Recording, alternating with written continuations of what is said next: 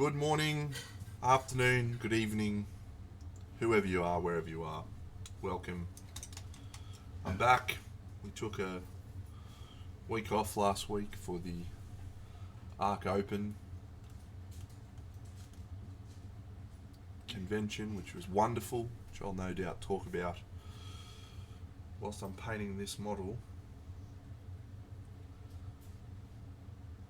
But I must say that painting this model is going to be a pretty special thing for me. This model is, hello there Tim, this model is one that I've had in my collection for about 6 years. And I'm shaking. And the thought of painting it has filled me with equal parts dread and excitement. This model is from Lucas Pina. It's from the range Spira Mirabilis. This one was a limited edition that he sculpted very early on, before Spira Mirabilis was actually a big deal. It's now obviously one of the most well-known prestige brands out there, but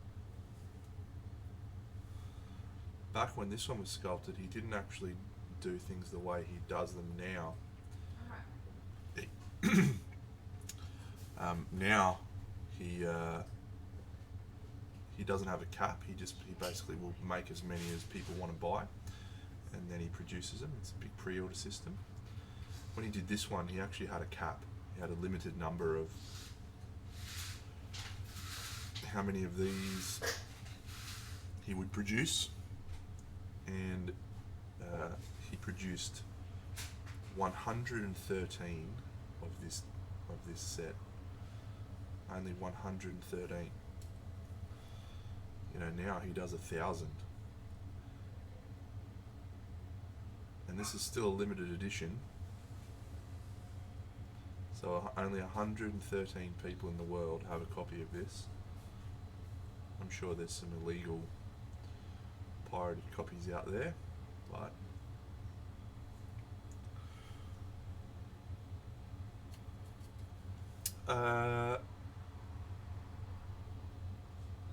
look, I've always practiced or tried to practice what I preach when it comes to miniature painting, and there's this mentality, I think, for a lot of miniature painters, myself included to some extent, that you say to yourself, I'm not good enough to paint that yet.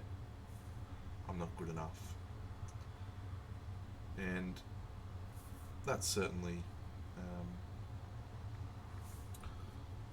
an unhealthy mindset in some cases. In this instance, though, I think it's probably a safe choice to not go painting this early on in your painting career, given how rare it is. But I just reached a point in the last week where I was excited about painting, after a couple of months where I was just sort of on a pretty low ebb with painting, and this one's one that felt like it was the right time. Yeah, exactly, mate. It's just miniature painters in general. Hey, they're just I'll paint that one when I'm good. I can promise you that the better you get, the more you realise there is to learn. And I think in most cases you're better off picking up a model and painting it because you're excited about painting it and learning from that experience than you are having it sit on the shelf waiting until you get good enough, because you will never ever ever look at yourself and go, I'm good enough.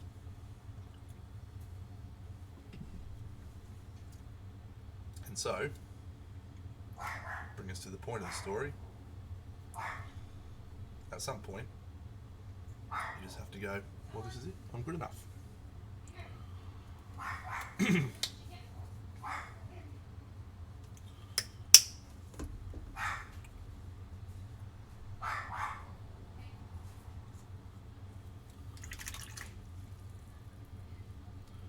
And that's today's lesson.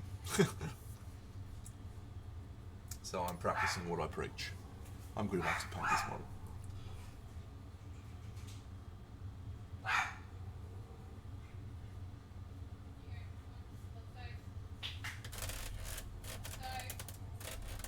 Yeah, it is. Spirit of Sunday.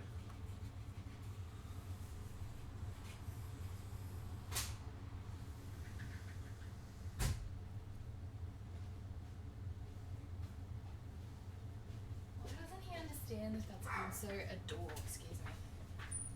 Come on. All right, so we have a composition on this piece which is worth discussing, and that composition is there's actually 3 models that are a part of this package. I posted a photo on my Twitter.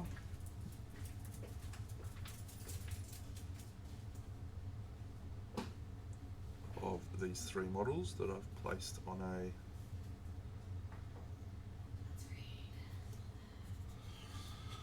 plinth.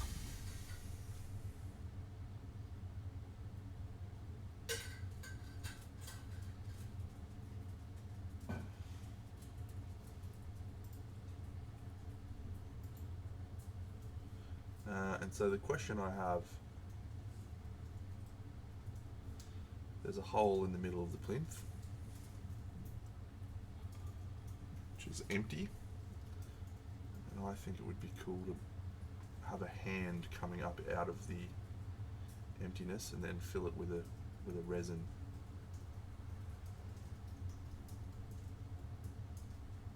How do we feel about that idea?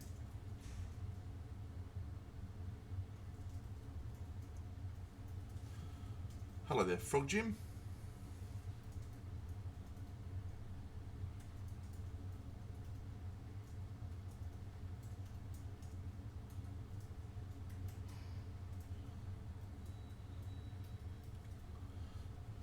Hey Sammy, so I'll show you what I'm talking about once I finish this little layer of red.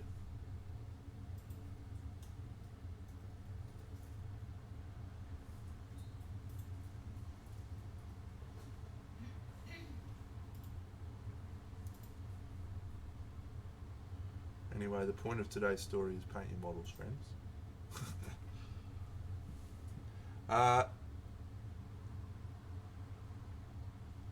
So I can't do that with the cauldron. Well, I could, but let me show you why.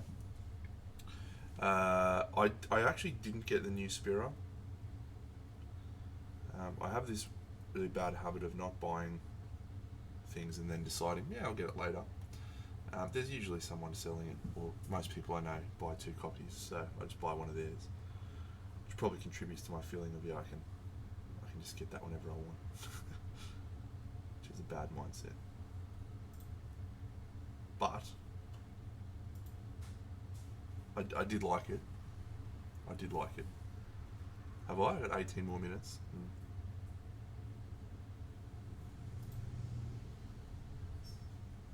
I think I'll just hold fire. I'm going to switch to a new brush.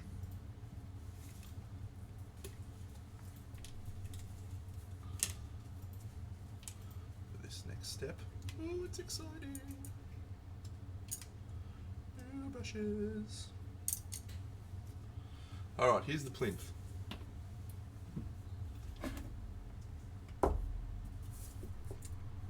It's got this outstanding hole in the middle. It's a weird plinth. So I've actually sculpted this to connect, which is why I can't change that position now. This comes off. So I'll just neaten that up a bit, but yep. So this sits here. Wonderful. So there's a hole in the middle, dear Liza, and the witches sit around here. So the front on angle is this. I've got a few things I can potentially do. The first is I can put something here, like another creature. And one that I was looking at was actually this guy, which is a forest troll from, fuck if I can remember the name of the company, Durgan Paint Forge. And he's definitely out of scale, and it's a very bad cast, but he looks really interesting sitting up here. And if I sculpt it a little bit, I could make him sit here, and I reckon that could be quite interesting. But when you compare these two, it just doesn't feel like a right fit. So I'm going to leave that one. So the next option then is, yeah, that's it, that's not a bad call, is I could look at the range of animals from Honor Guard, and I could just put little animals around here, all around them. Would you be cool? Or I leave the rest of this rocky and blank looking, and then I put a hand coming up out of here, like a giant hand reaching up, and then I fill this with resin.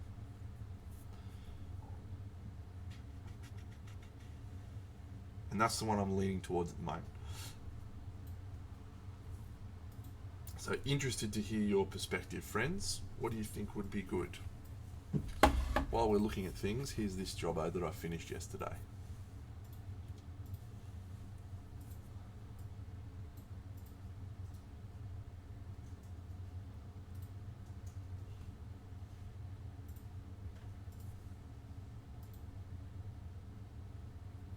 I could, yes, I could.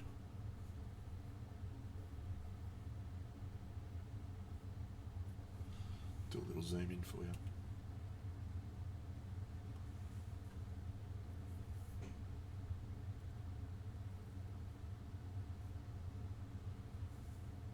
I like this, I think this is really good.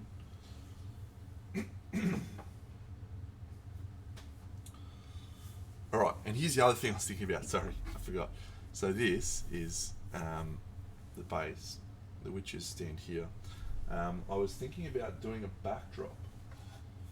Now go with me here, this is a bit crazy, but I was thinking about using this, which is another part of the box, jagged up the edges, and then putting a window frame in it.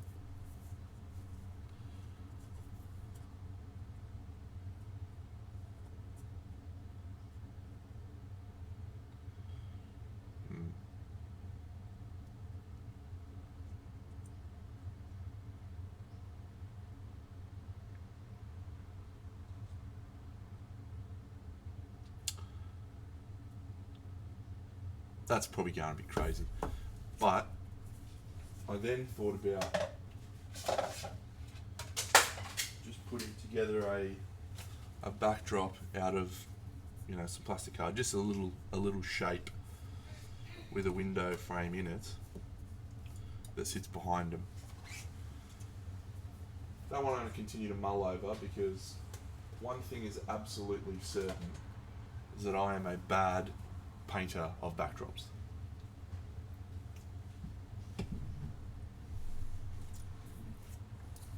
And I'll still have to finish this trick at some point.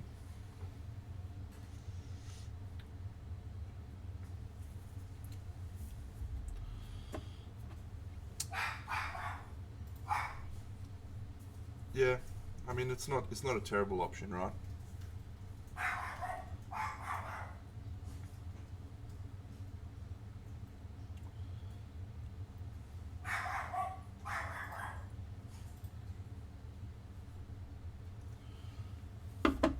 We'll see.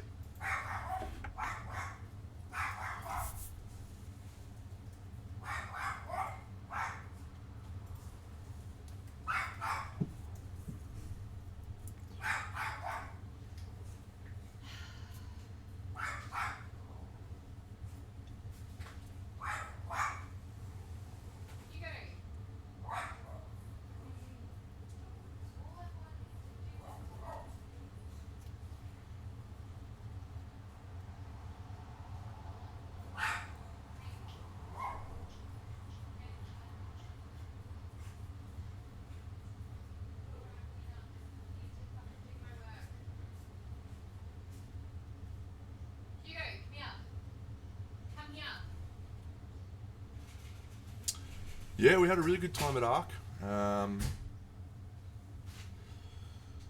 It was yeah, a really fantastic event. We had all of the crew from Team Stonebeard come down for the weekend, which was really great.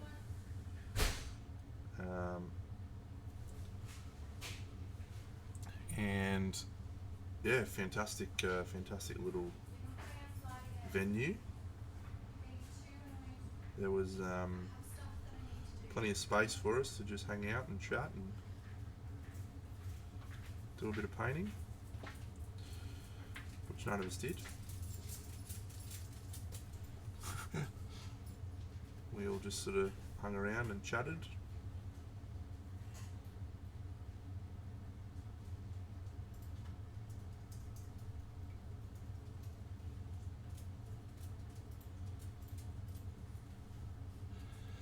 But it was yeah, it was really fantastic. Just to spend some time with everyone, and you know, we see each other. Well,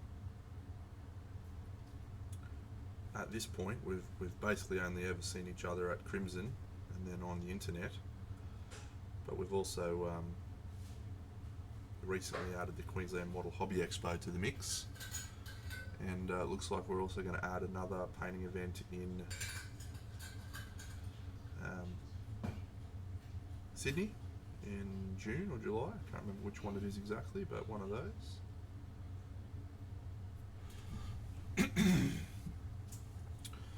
But yeah, it was a really good time, and the event itself, really well run. Took a lot of great ideas from their event structure that I'll use for the Crimson next year, and then yeah, it was really pleasing to see Andy do really well. I answered 2 pieces, but neither of them were my my magnum opus. Unfortunately, I wasn't able to enter the thing that I actually do, which is dioramas.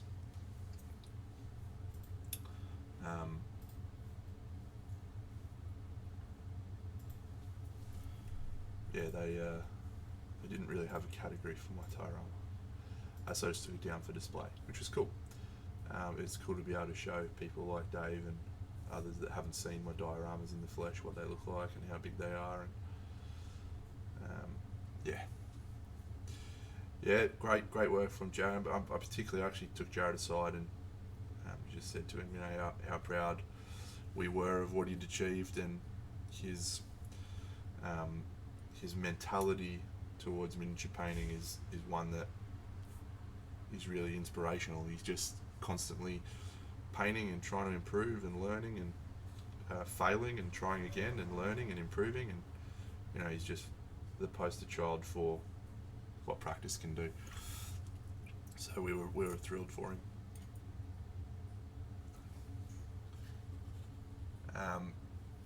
But yeah, the good thing about the event was it really stoked the fires of painting for me, seeing everyone you know, painting hard and doing really cool stuff, and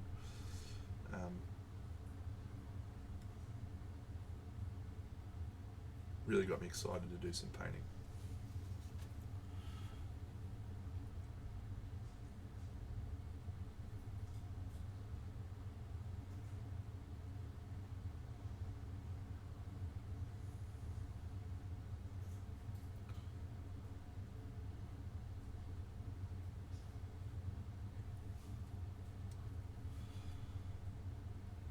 Put these young whippersnappers in their place.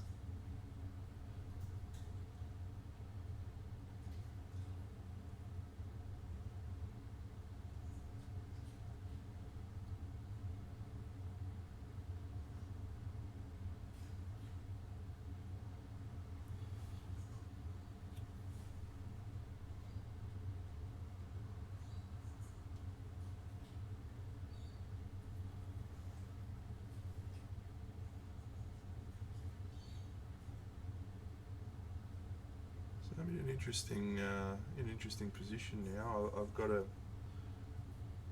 project with the Bucks, big diorama that we're going to do, which I'm keen to get started on.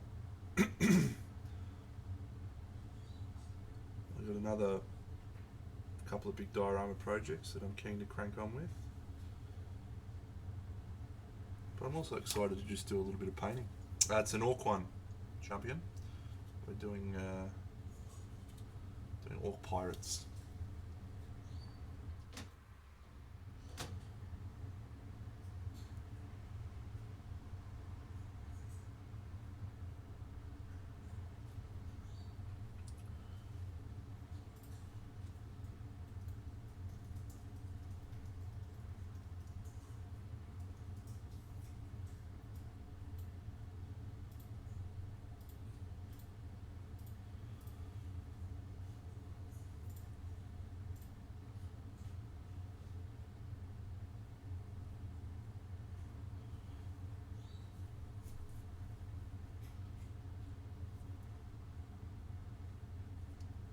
So we'll see what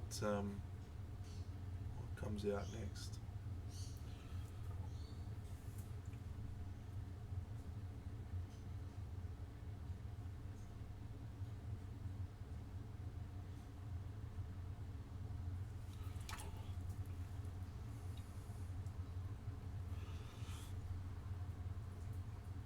So I've still got to decide one element of this piece, which is around the lighting, and if I want the cauldron to be glowing or if I want the hole in the middle of the piece to be glowing. I'm not sure yet.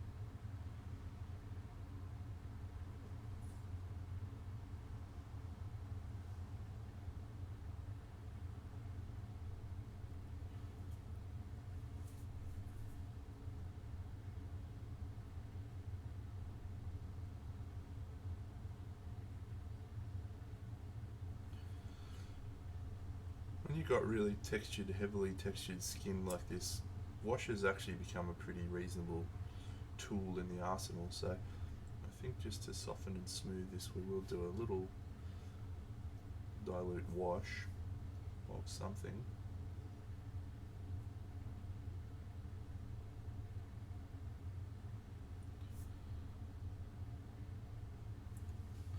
G'day, Axenblitz.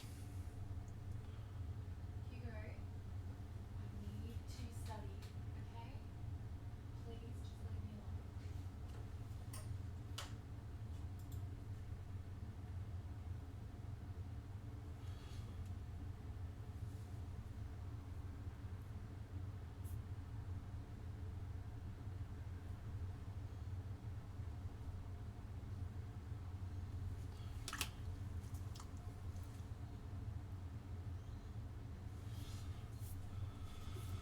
In case you haven't seen, here are the two other witches.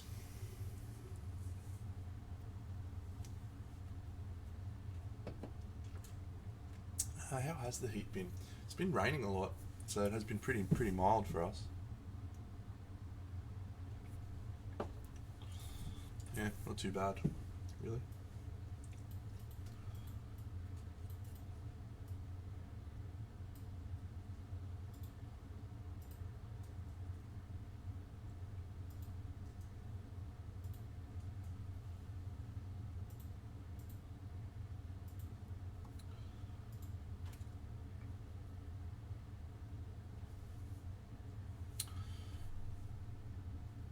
Haha, PVA gap filling, one of the best. You can actually see it on these guys actually. So my gap filled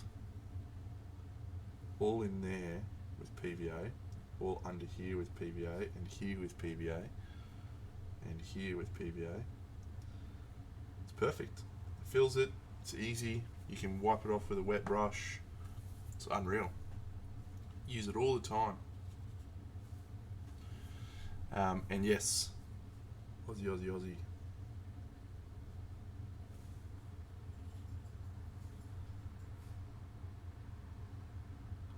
I don't know that you're going to get too much fantastic technique stuff from me, unless you're really keen to be a super fast painter or build giant dioramas.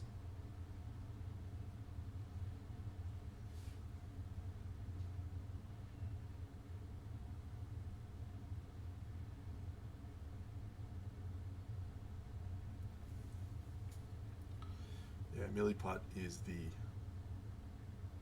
slow way of filling.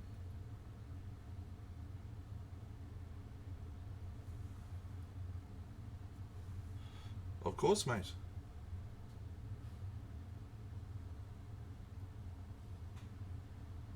Thank you for asking. But we're very open here on this channel. You can share naked pictures of yourself if you want. Recommend you don't. It's against Twitch terms of service, but options there.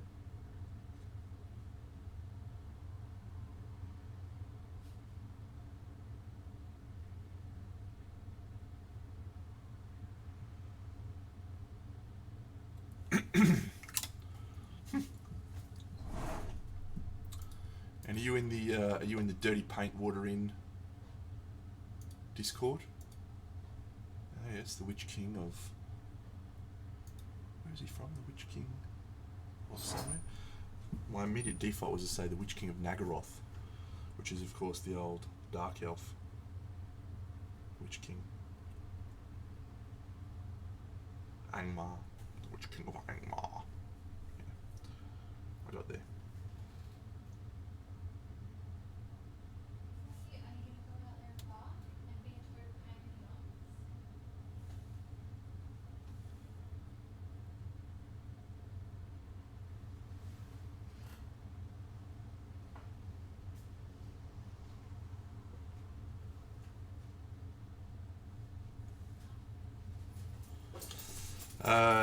We have a Discord. Yeah, the Australian painters in Melbourne have a pretty good Discord that I like to claim is mine. It is not, but I like to claim it.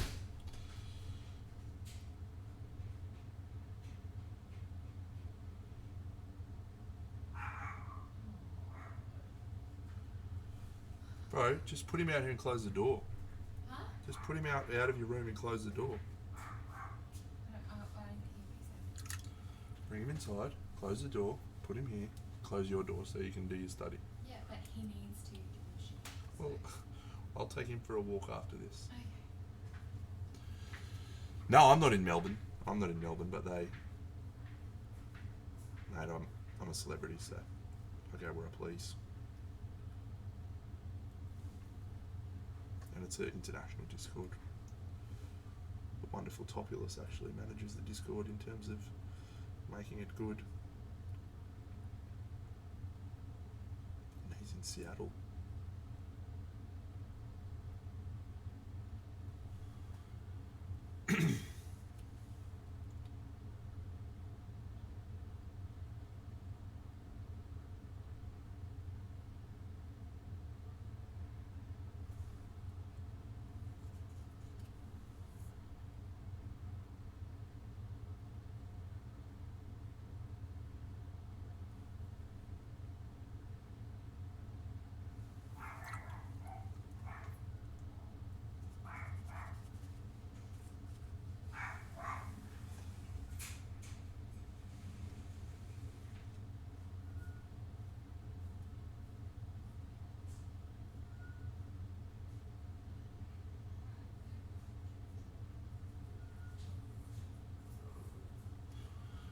Good one, Top.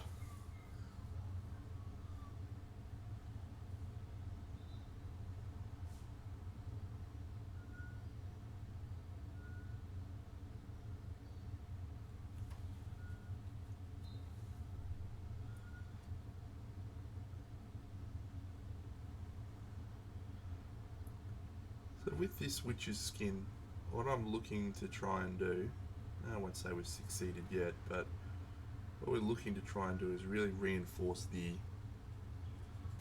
old nature of her skin by having lots of textural elements, but we still want it to look refined. So there'll be a few little back and forths, I think, with this collar. Hello, All Might. Welcome, buddy. Close your door, bro.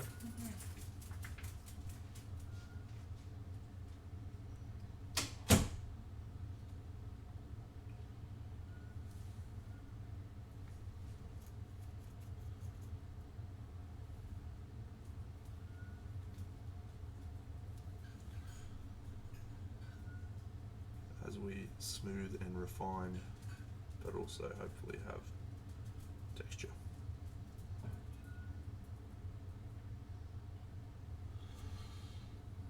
Yeah. She is a witch.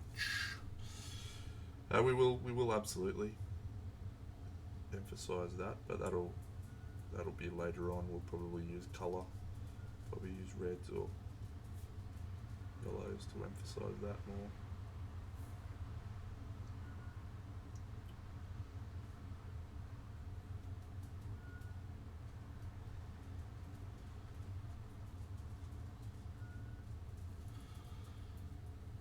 So this, as I said, this was a limited run of 113.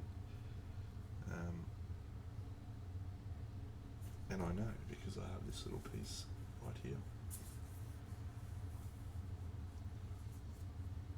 I made 113 copies, full stop.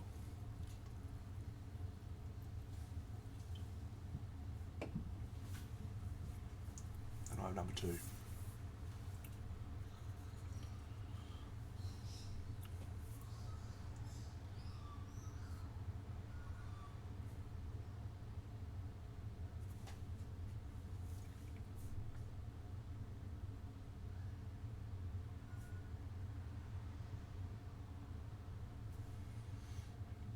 Sure is.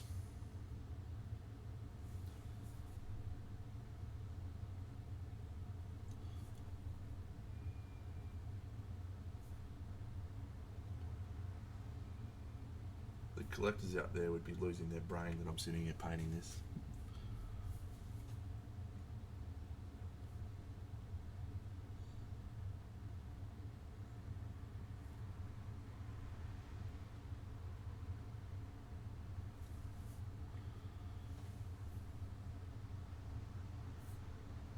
We buy these toys to paint, friends. It's silly not to paint them.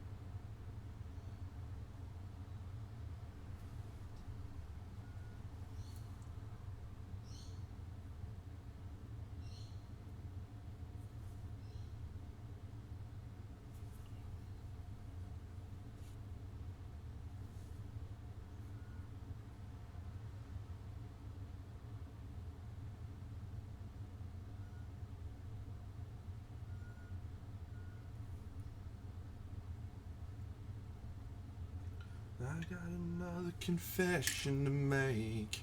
Oh, what am I running at the moment?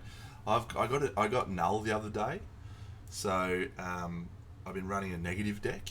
So it's negative, null, Ant-Man, Adam Warlock, Ironheart, Iron Man, and Zola, and I have to pull out of a lot of games because I just haven't had the right setup, so I give away a lot of 1s, but fuck me, I take some 8s.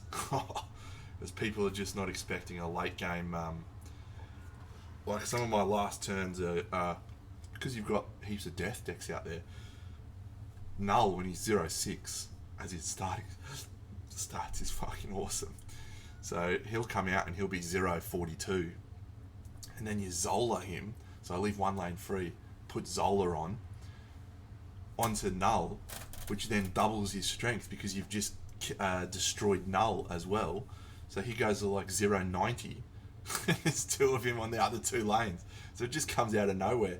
You know, you'll be behind in basically everything, and then bang.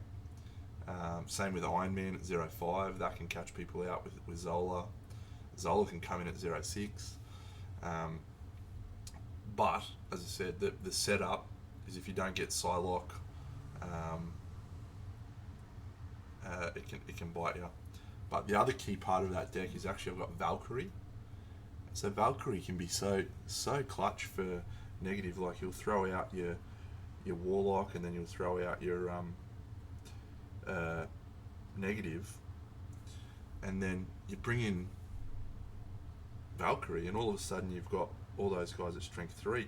And if you've put Ant-Man in that lane, and Valkyrie's your 4th, and they've already got 4 in the lane, you actually usually win that lane, because you have Ant-Man gets the +3 strength for having a full boat, and everyone else is 3.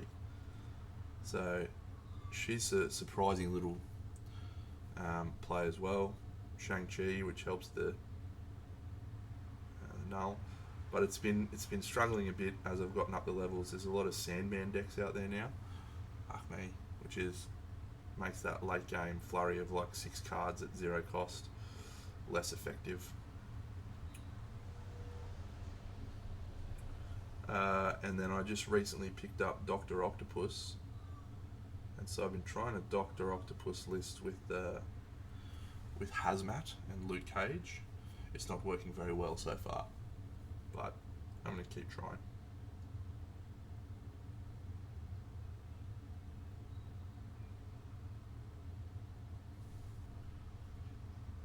Indeed, it is addictive. I've played a couple of decks recently. I've got a death deck with Nimrod, Shuri, and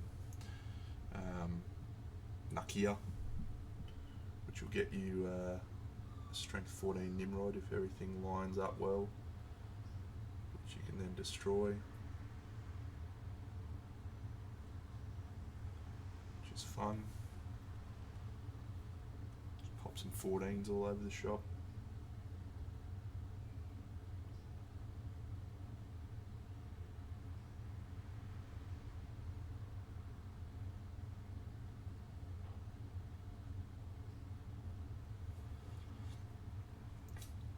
Yeah, the one costs are out there quite a bit at the moment,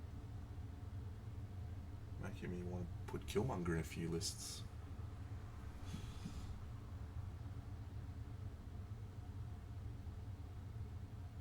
Killmonger might be okay in that negative deck, actually, now that I think about it. It could be pretty effective.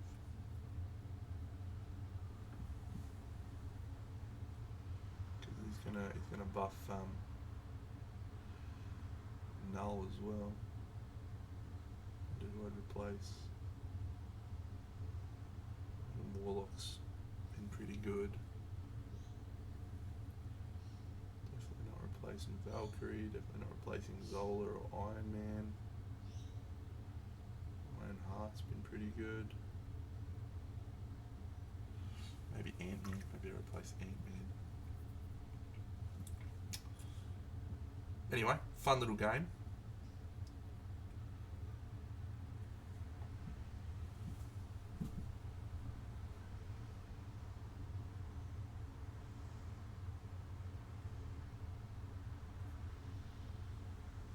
Let's get in a bit closer for you, friends. Let's have a look.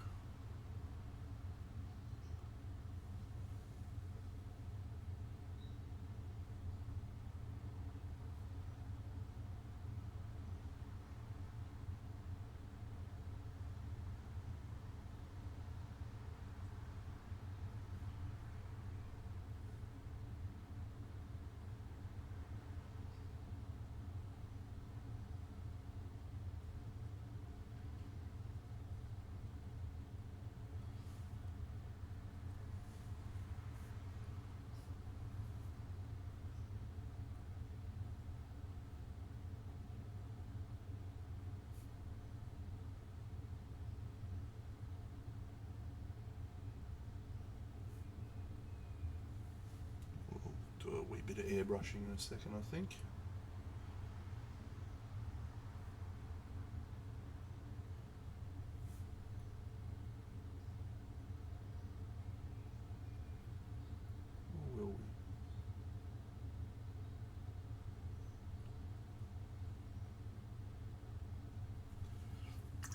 Let's have a look at this model while I'm mulling it over. What do you got for me, Timbo?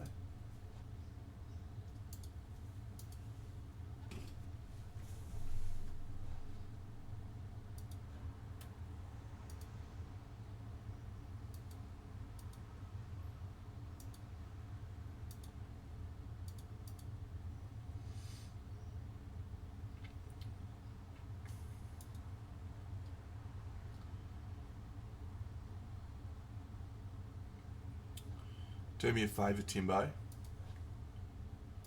Okay, turn your picture that you've got there into a grayscale version of that photo and tell me what you see.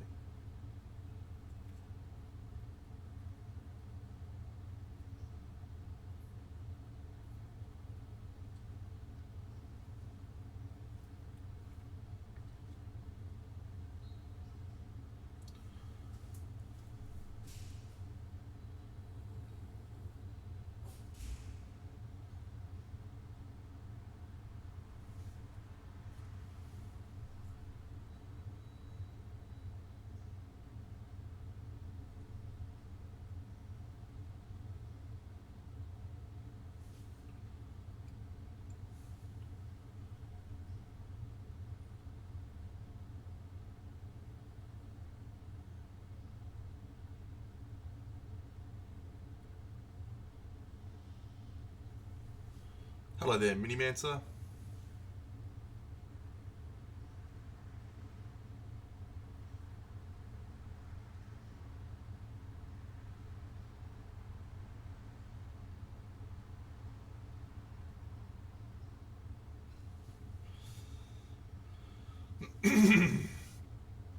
The next one I'll be entering will be the Sydney Display Painters Guild one.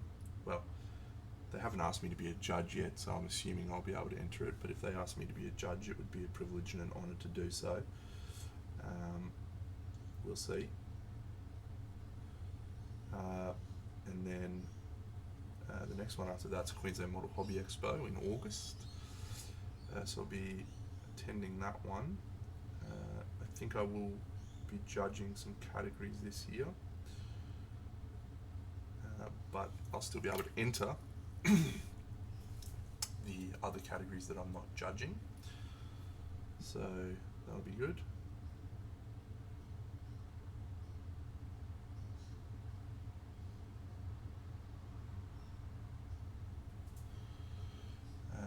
And then Crimson is the next one after that for us. I'm not heading overseas this year.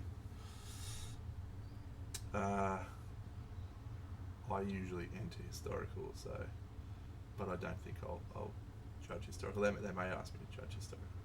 The way they do it is they just basically pull together a pool of judges, and anyone that's not entered a category will get assigned to judging the other things. So I may not end up judging. We'll see.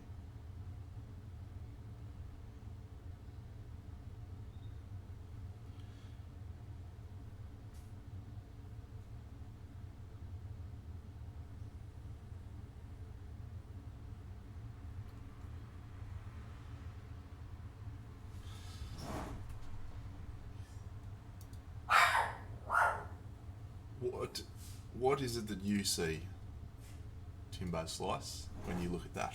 And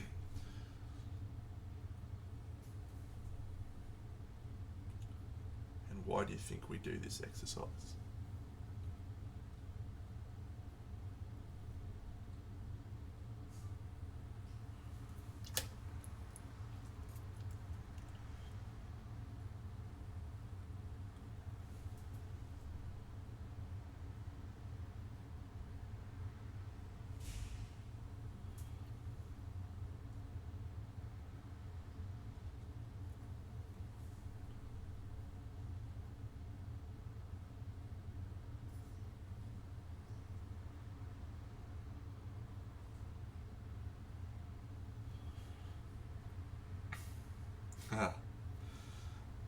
That, in essence, is value contrast, and that is what separates the majority of painters from a achieving what they're trying to achieve in miniature painting.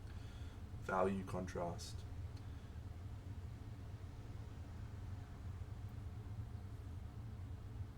You're absolutely spot on. There's no real highlights, there's no real high value areas that draw your gaze.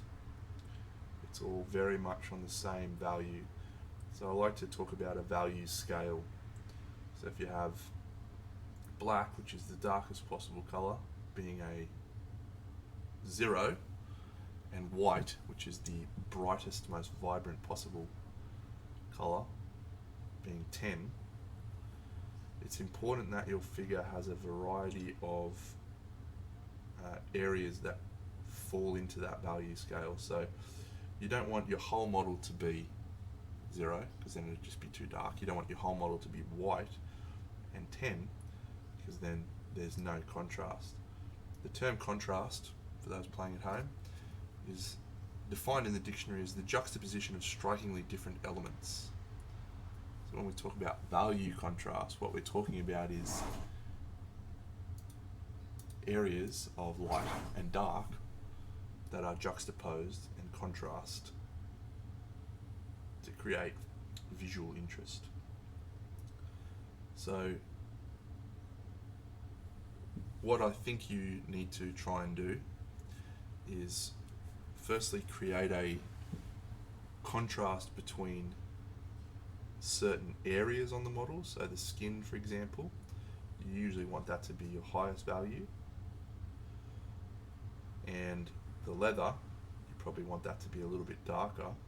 So then those two areas are sitting side by side, and you have a light area and a dark area, which is creating value contrast. But you then also, within any given volume, want to have a contrast there as well.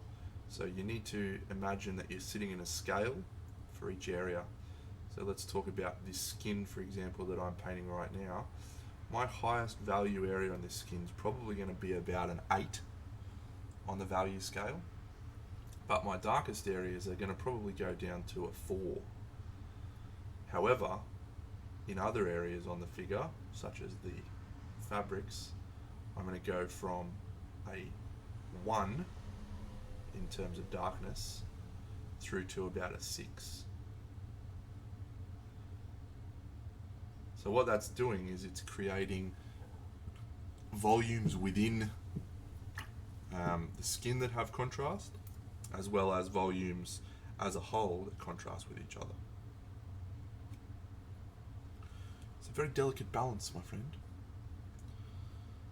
and it's not easy to do. And I think if you were to ask some of the painters on this chat, like Topulus, who's been painting for a little while, it's still one of the struggles that most painters have, is finding the way to add value, which is what we're talking about, whilst not losing saturation, which is a whole nother conversation.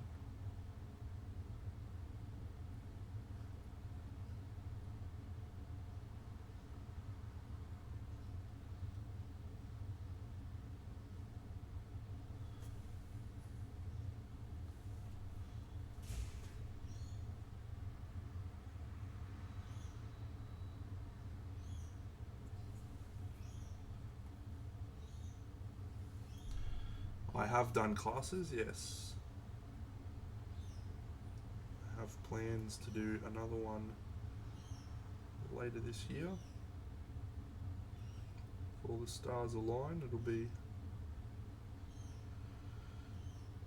a little bit later on.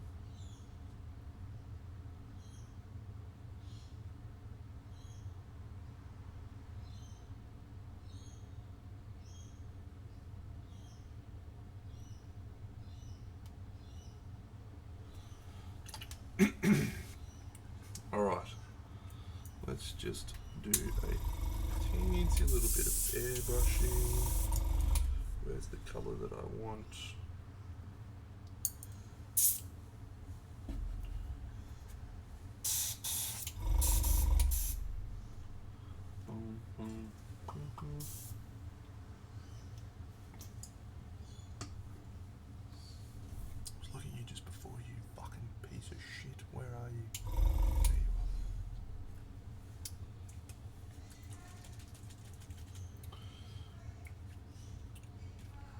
Yeah, we've been talking about a Patreon a little bit, Andy and I, who's the other guy who joins me on stream, and what we would do for a Patreon.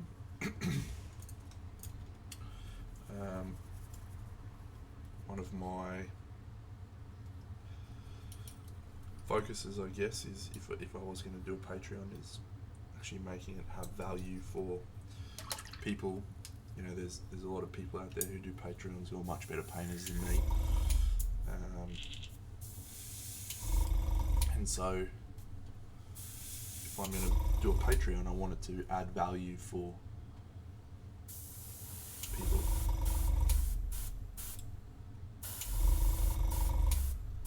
And actually bring something different.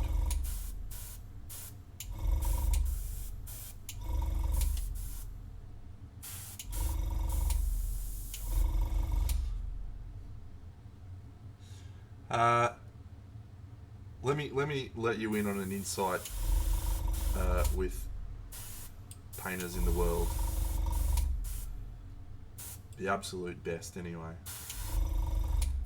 Andy got home and spent most of that night kicking himself for not doing better. He felt like he was a real chance at winning Best in Show, and he was kicking himself that he didn't try harder to do so.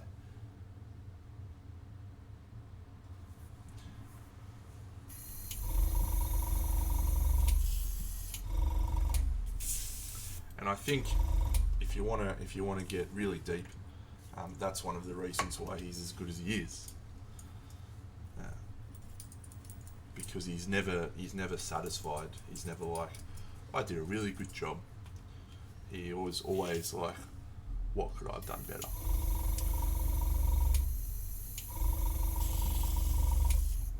I will say that to some extent that's a little unhealthy, and that you do need to be able to balance that motivation and that drive with a occasional pat on the back saying good job me. But yeah,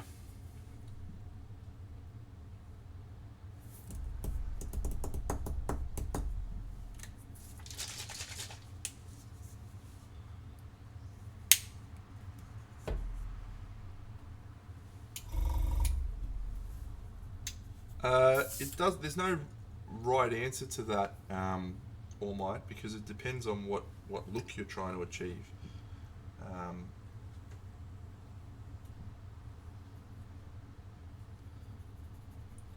I've smoothed with a variety of colours for that.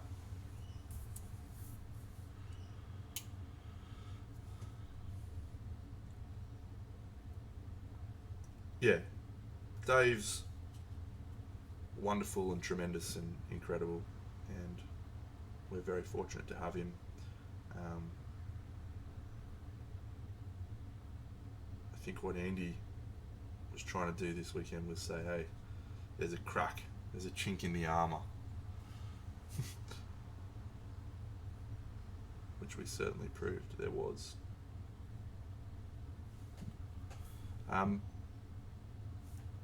So All Might, what the question is, what colour do you want it to look like?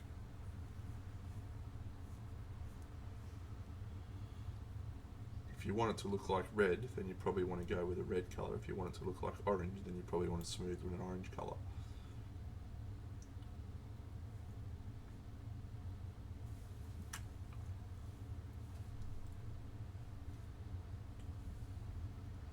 No, Jared won People's Choice. Dave won Best in Show.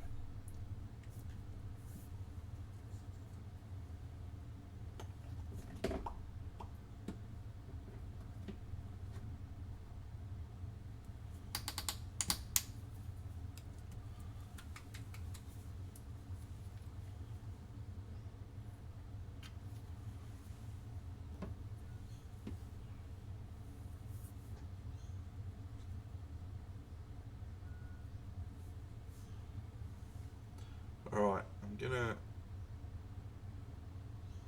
just block in some other areas of colour. This is another great tip for those playing at home.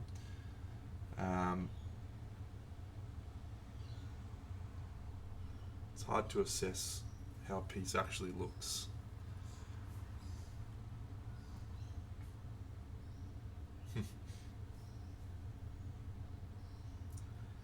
pretty sure they went out and did some evening activities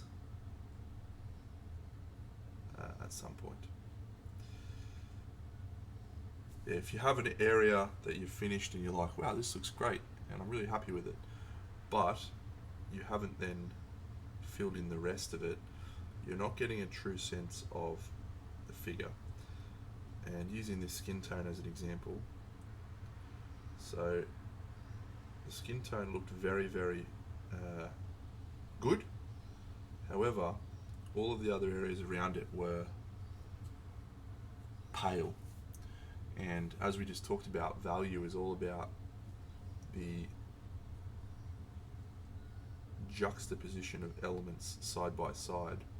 So we have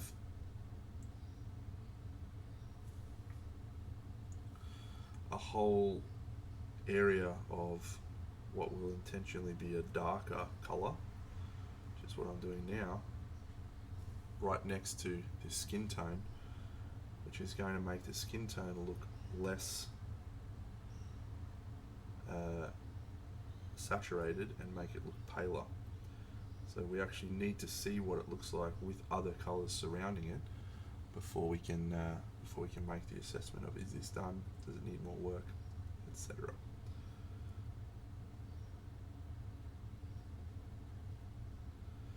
Yeah, Emil was a really nice guy. I actually got to spend a bit of time with him.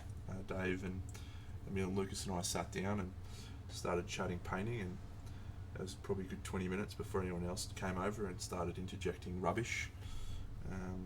Because as we all know, nerds, when they meet their heroes, turn into absolute peanuts.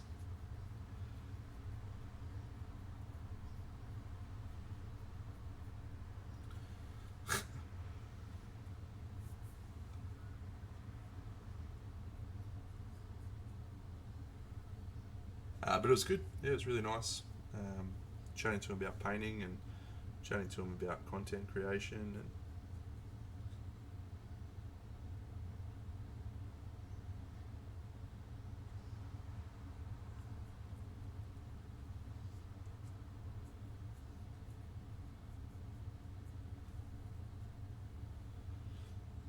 got to see a little sneak peek of some cool projects he's working on that haven't hit public consumption yet.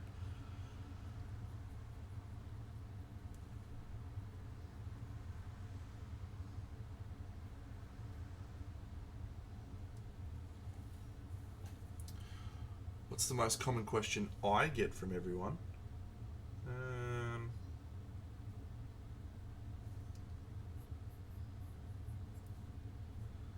Yeah, not sure really.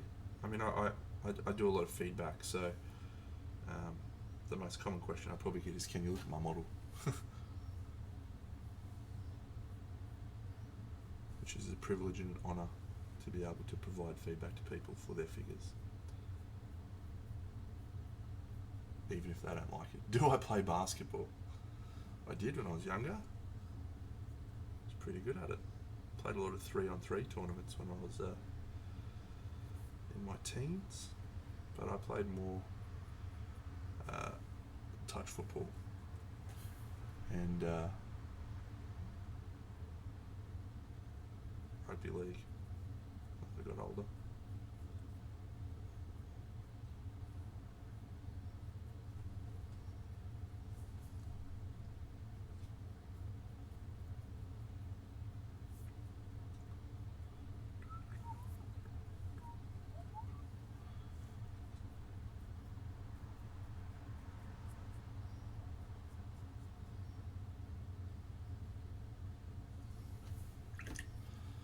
Alright, and now that skin looks vastly different.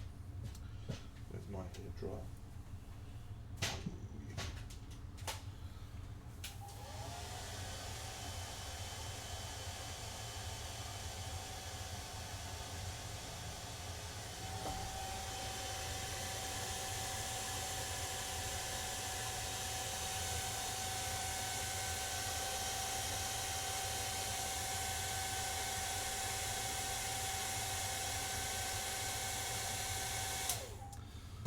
Alright, so let's just tweak tweak that skin tone a little. What's this colour? Sigvald Burgundy. Let's try that, I think. But this will need to be very, very, very dilute because this is a penetrating colour.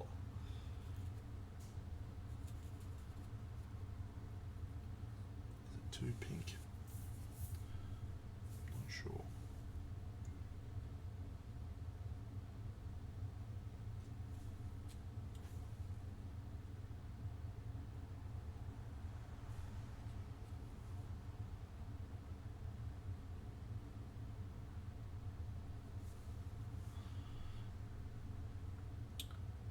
So yeah, my two pieces at Arc that I entered, which were the Shield Athena and my Orc Archer, both received silver, which I was really pleased with. It was an event that I didn't prepare anything for, so to just take some stuff that I'd painted and get some medals was good. It was a strong field in that category. That was where most of the Stonebeard crew threw their stuff.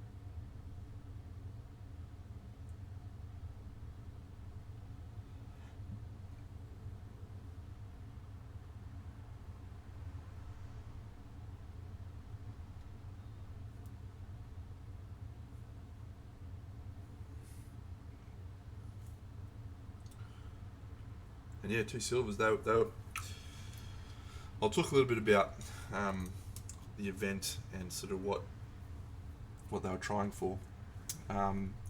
It's a really difficult position they were in to some extent, because they had a lot of painters that were predominantly, gaming painters, painting stuff for their armies. And there's a number of those guys who are, really good painters that entered, armies in armies on display and win those awards, and are really good painters in that context. And they entered their stuff into this competition alongside painters like Bucks and Dave, who are world-class display painters. And the difference between those two is really quite stark.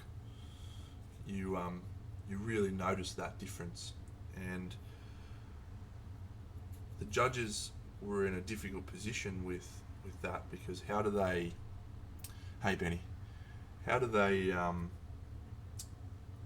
judge pieces that are painted for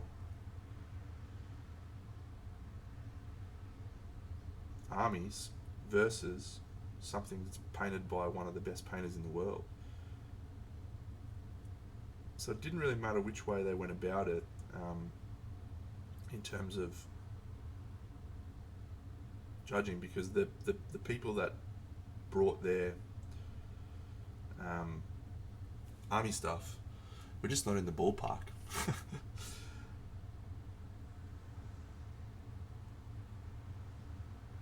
But they also want to encourage those painters to come back and paint some more. So they went really harsh with their judging, which I think was the right call, and I think they had to do that. But they gave out a lot of commended entry awards. So the pieces that ended up placing were really deserving of places, because it was a very harsh judging and field. Maybe just a little bit too much red in that one.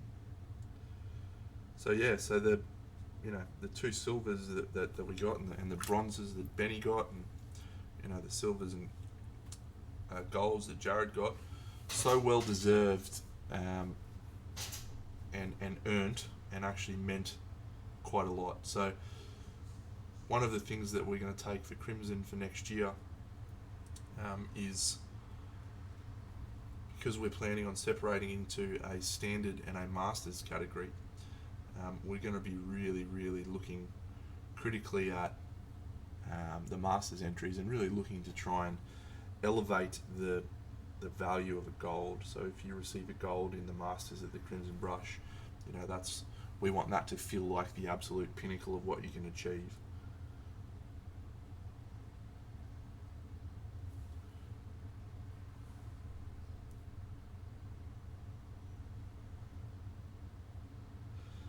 And yes, I absolutely will be entering something into the Sydney event coming up.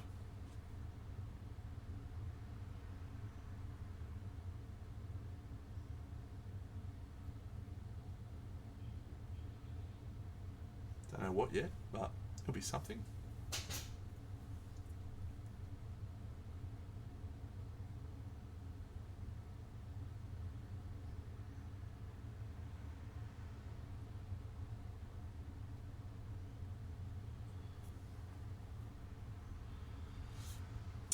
I think that's the intent. Yeah. Now, how well that's executed depends on a couple of things. The first being how well people self-adjudicate. If someone says, "Oh, I'm going to enter my stuff into standard," and they're a masters level painter, well, as a judging panel, what do you do there? Do you say, "Well, your stuff should be in masters, mate, so we're going to bump you"?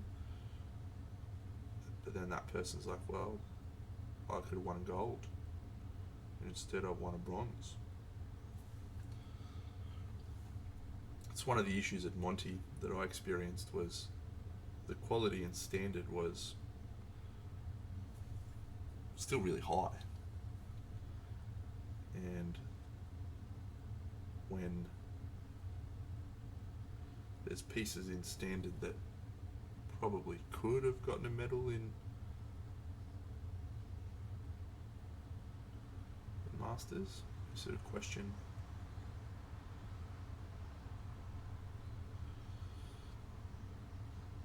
the value in having separate competitions, which again is it's one of the challenges that we have as a organising committee, to make sure that we're encouraging people to enter the right categories.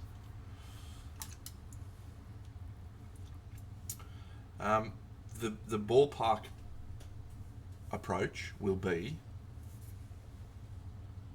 if a piece would medal in masters and it is in standard, it'll get bumped up.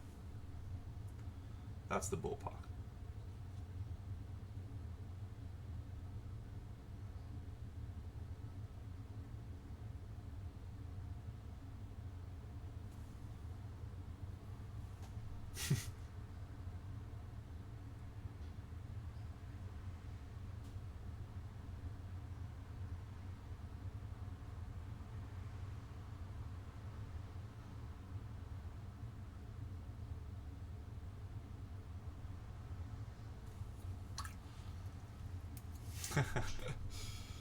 You would think that, wouldn't you?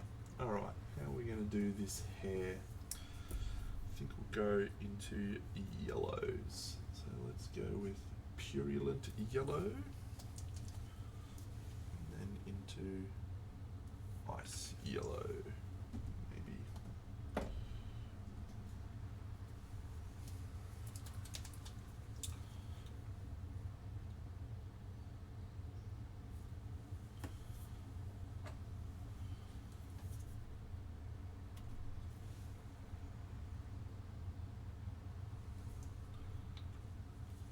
Our previous approach with Crimson has been just one entry, one category.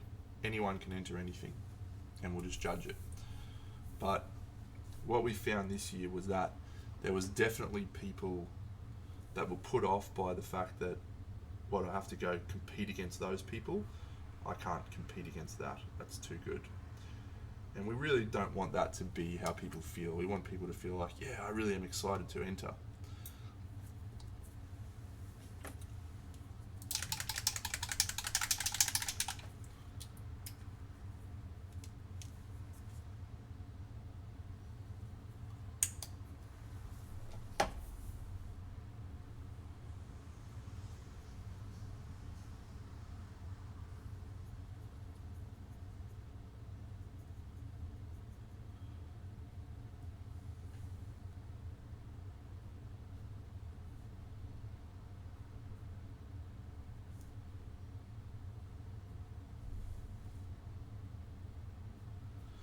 Welcome to the delicacies of running an event.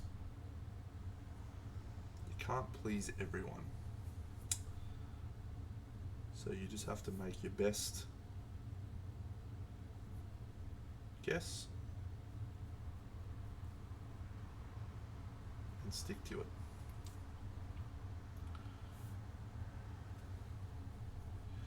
One really good learning I had from, I guess, this year,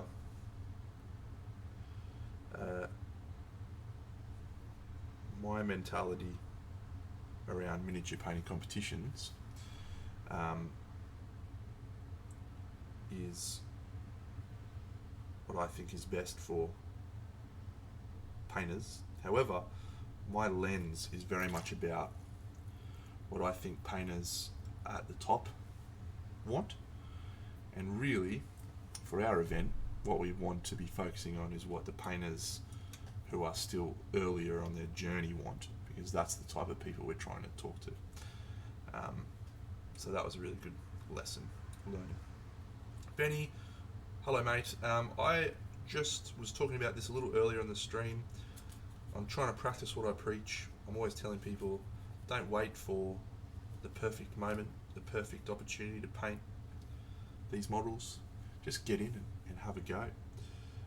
And so these figures have been sitting on my shelf for a long time, and I just decided now's the time. Let's bring them out. The plan is, I posted a photo in the thing which you saw. I've got that really cool chunk of wood, and this is the center of the chunk of wood. So at this stage we're thinking about having something coming up out of there, a hand or something like that.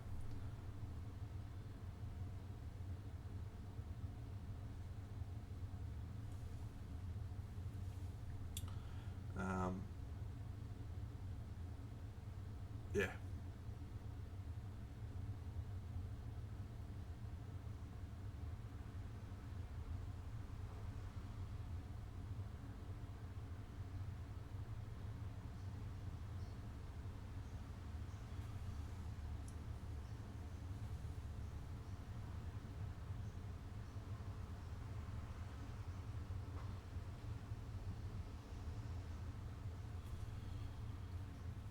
I may have to find a hand, and I may have to go look at Oliver Spaeth's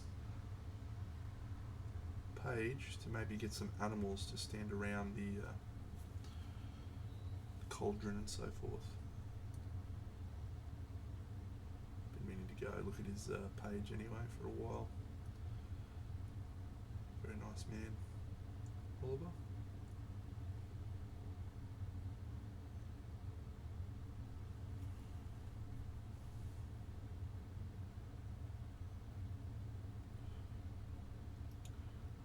So for those that are still here from my earlier conversation around value, there's another type of contrast.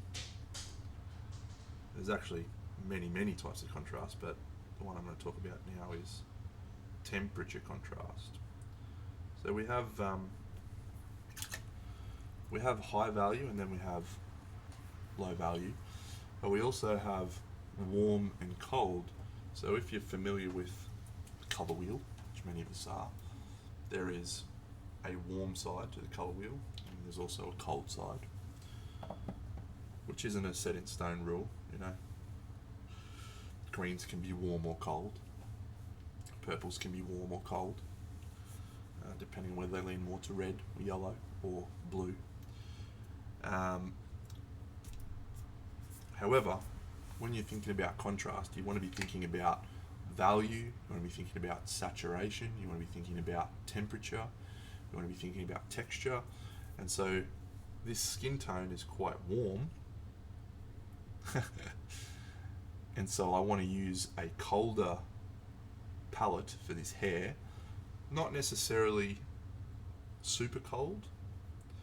We don't want it to just be a completely different ambience, or ambiance if you prefer. We still want it to feel a little warm so that the tone of the piece is consistent, but by using a colder sort of highlight color, we get to really, again, create that visual interest that we're looking for. So I'm going to highlight this with a cool grey.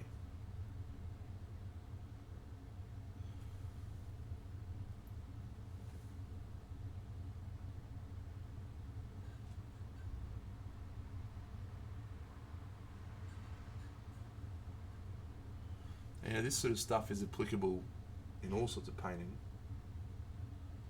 not just display painting. This is valuable stuff that you can use in your gaming figures, will make them pop off the table even more.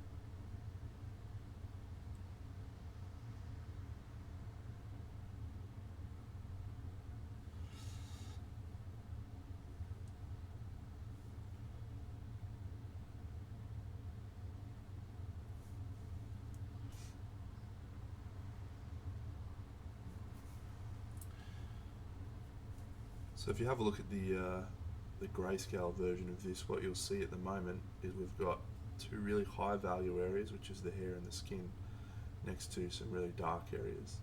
So what that's doing is it's artificially increasing your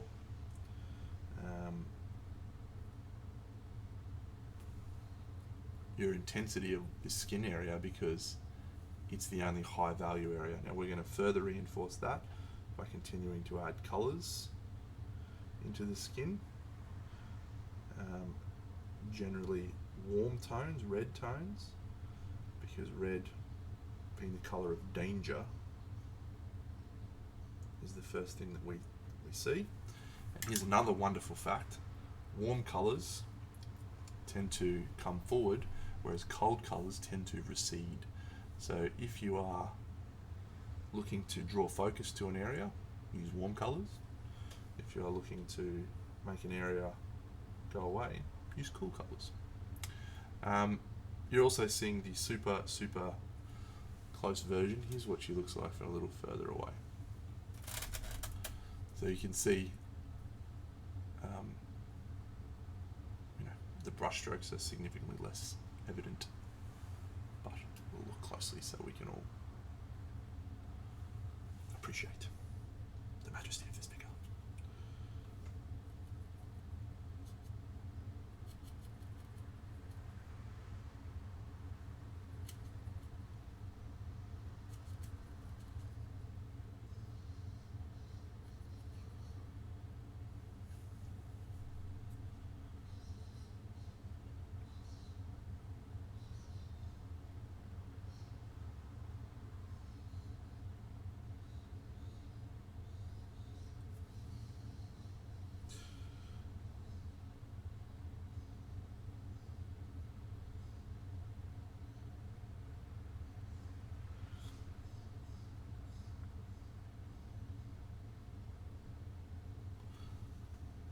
Ah, yes. Come in, spinner.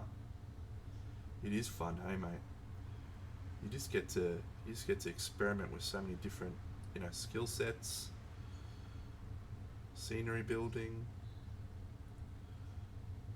You have that really cool, interesting mental puzzle of balancing all of the piece together.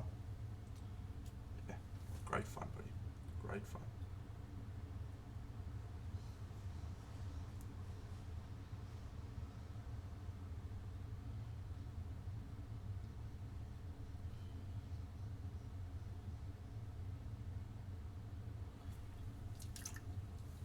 All right. So I just want to show something I've noticed about my own painting recently. So if we have a look on this side, we've got a really harsh line here between this hair and this thing, and that's good because it's creating separation and interest. But this side just looks a little bit more soft and subtle. You still have that separation, so I just want to try and be just a tiny bit more subtle with my transitions so that we don't have quite the same harsh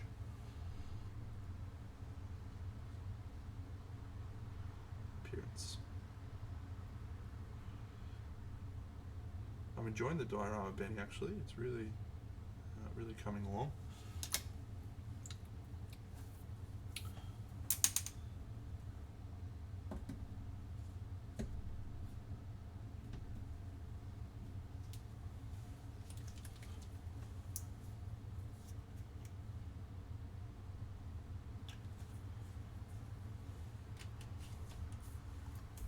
Stencils, look at you go.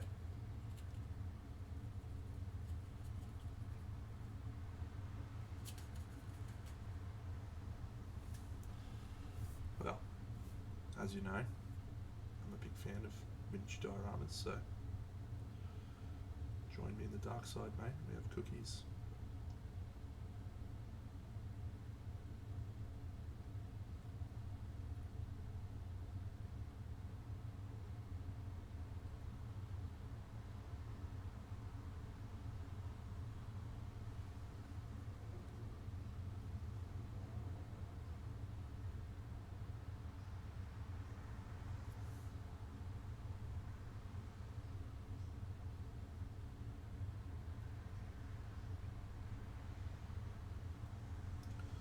And now I think you can see what I was talking about on this side now. We've just softened that transition a bit, and it's looking much more harmonious. Is this the latest version, buddy? I'm excited. Oh yeah. Oh yeah. What I'm really liking about this, Benny, is I feel like even just looking at this, I feel like you've got more vibrancy, more saturation in your colours than what I would normally expect from your work. So I feel like that Natalia class and the colour wheel is actually just gone book and just flick something, because the red brickwork is just more alive. The brown, even the brown is punchier. The blue stands out. Yeah, that's really, really cool, man. It's fucking awesome. What's the other side look like? Oh, see, this is the other side. Yeah. That side's not as impressive, I don't think, yet. I think you need a bit more work with the wall. But this is awesome, man. It's gonna be great, actually.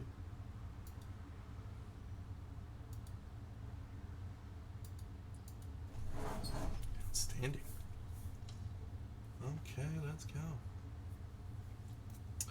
Alright, I might just a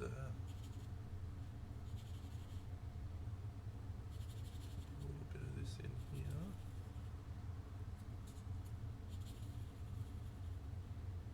Another great tip for those playing at home: eyeballs.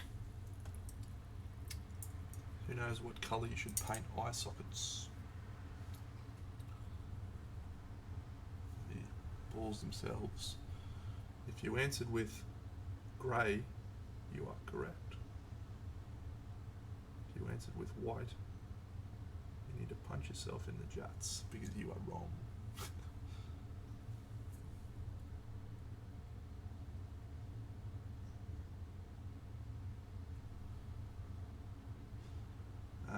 Off-white is okay.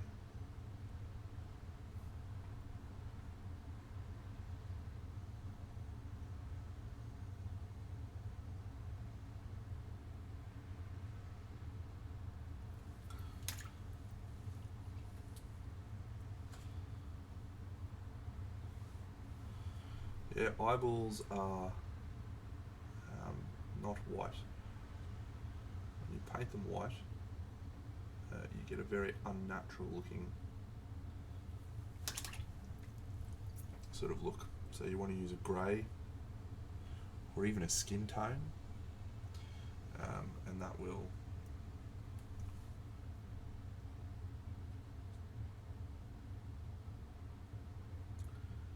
make it look a little more correct.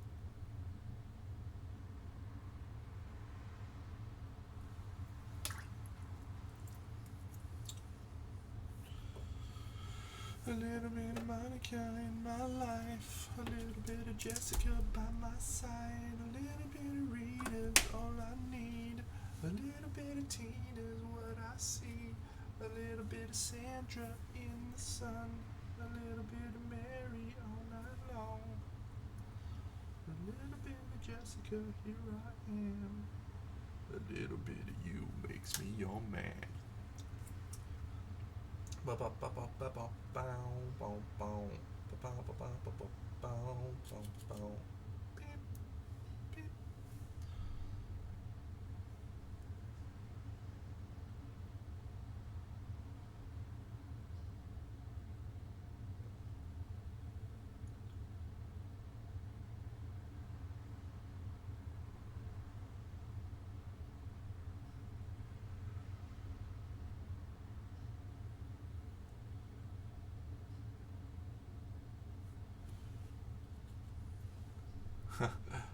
Yeah, get a little bit of that up ya.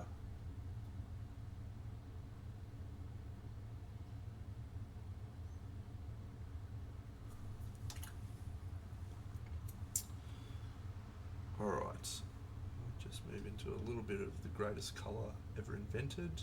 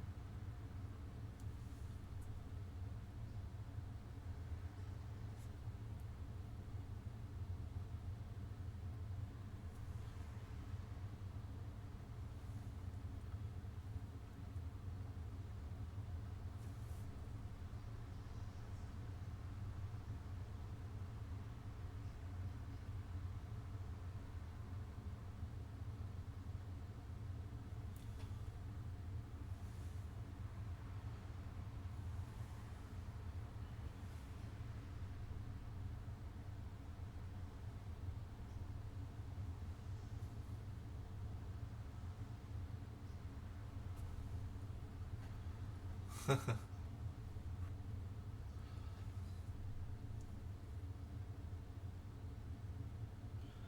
want to speak to your manager.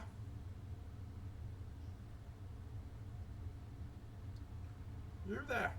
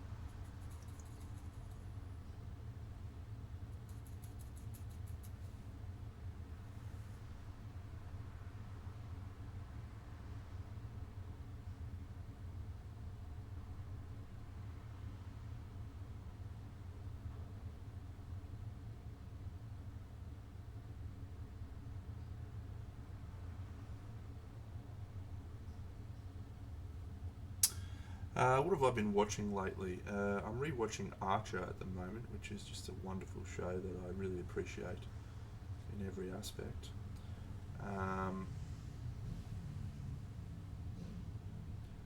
And I am enthusiastic to commence season 2 of Shadow and Bone, which comes out on Thursday. But I'm not sure if they're doing that stupid thing where they fucking have an episode released a week, which is just the worst fucking decision that streaming companies made. I mean, it's a great business model, but it's a fucking annoying decision. What else have I been watching? No, not a lot else that I can think of, actually. I rewatched Carnival Row in preparation for the second season, but they're also doing their stupid thing. So, stupid.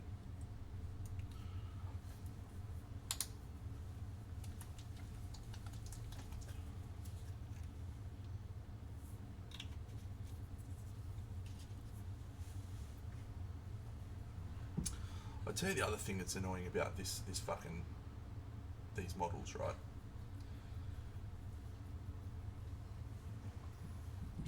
It doesn't matter who paints these models now, from now until forever.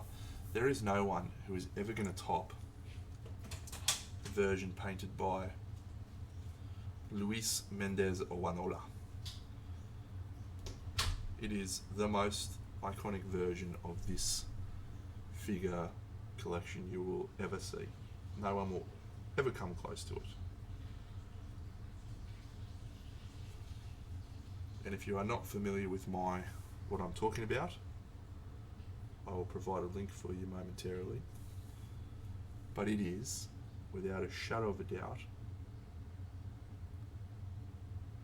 the best version of these figures that will ever exist. Ever. There's only 113 versions of them. That's it. Those are the best. It's a laydown was there, it's done, it's written off, that one wins. Everyone else is playing for second. Everyone else is playing for daylight.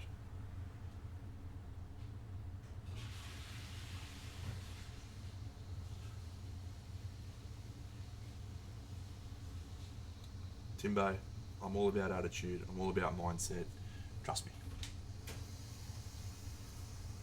It's also okay to acknowledge that there are other people who are better than you. And this particular chap,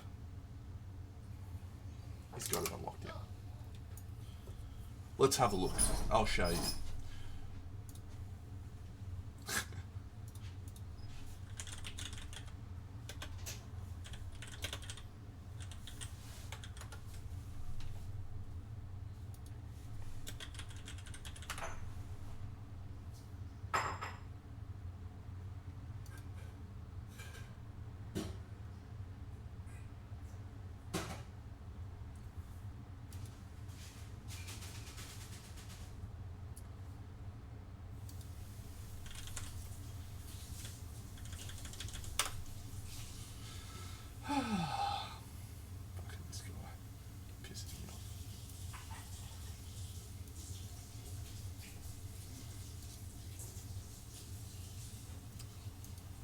I'm going to give you the link, and I'm going to bring it up on screen.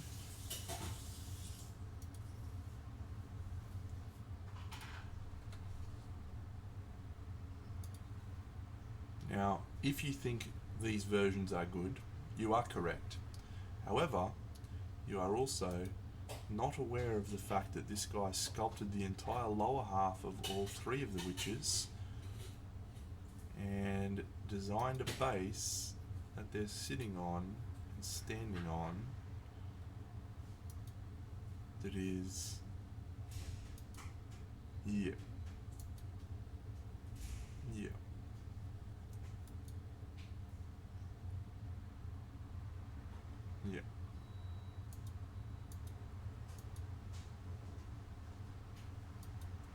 This is the iconic version, friends. This will never be topped, ever.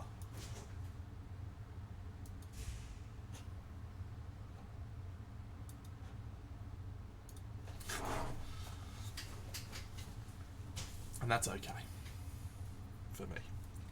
I don't need to top that. I just need to do my version and have fun doing so.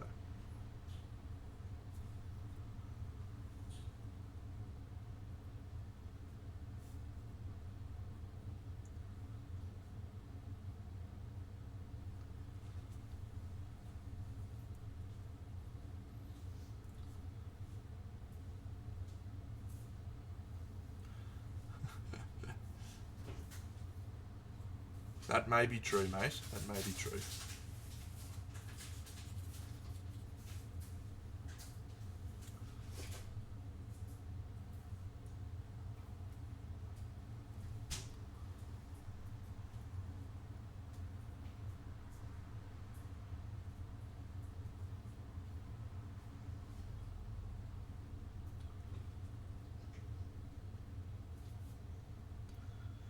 And in terms of how long that took him, that project took him something like 3 years.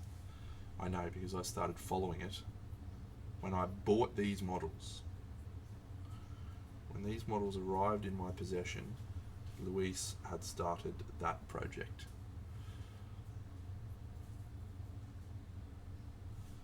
So it is a mountain of work to be able to achieve that.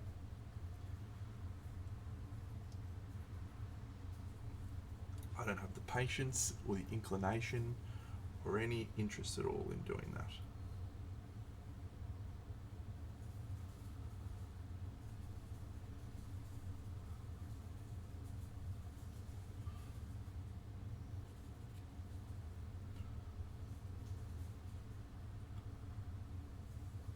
But I appreciate and respect the hell out of it.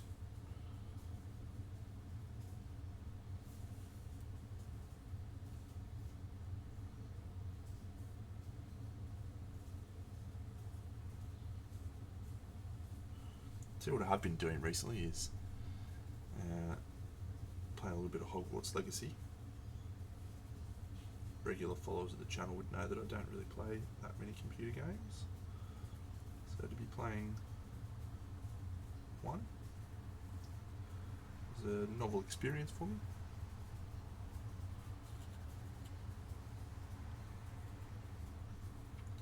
I think I've got like 15 hours in now.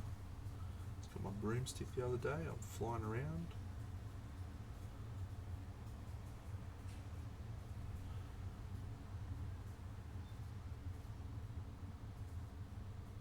No, I'm not going to do house colours, but yeah, that could be interesting, hey? This chick definitely looks like the Gryffindor of the group.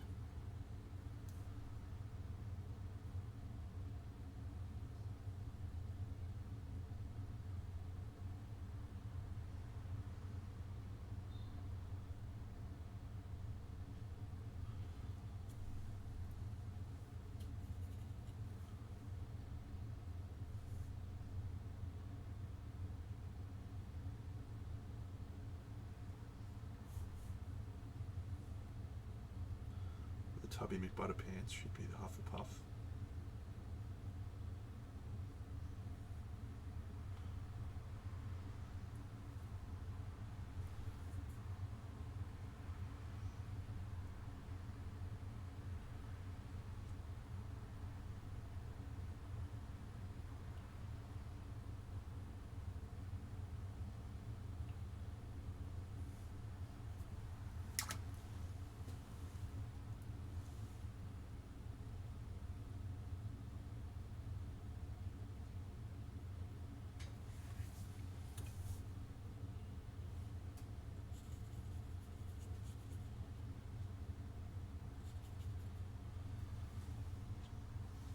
There's another great pro tip for you, friends. If you haven't seen, pretty much every few minutes I will pull the model out of my display light, this light, and I will look at it under normal lighting. Sometimes this lighting will give you a false sense of what the figure actually looks like. So taking it out from underneath that lamp and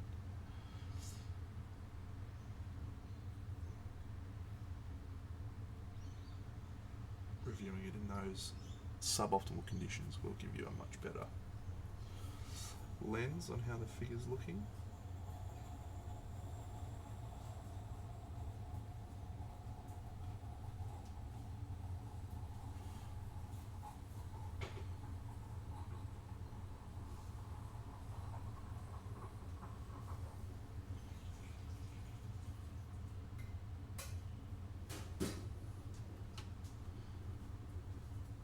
That's exactly right, mate. Yeah, exactly right. Hello, Absolompily. She does look a bit dehydrated, doesn't she? She's old. What about me? No. I'm just kidding. Ah.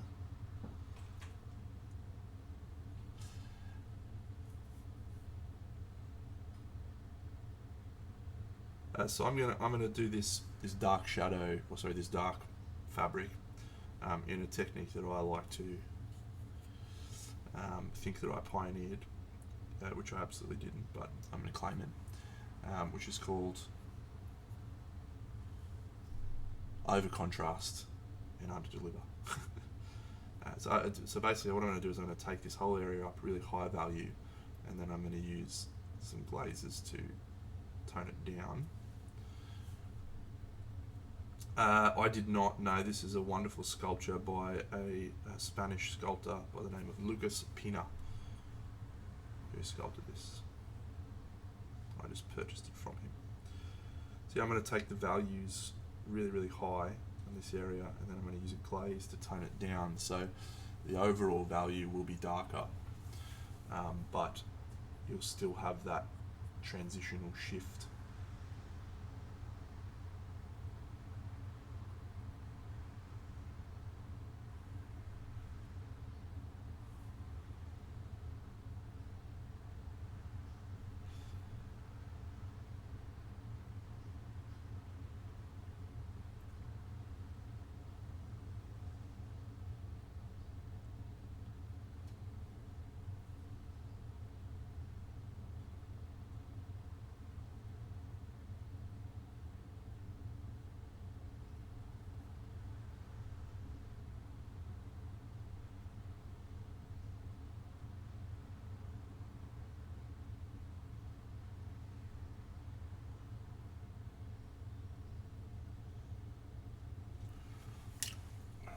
Let's switch to a good brush.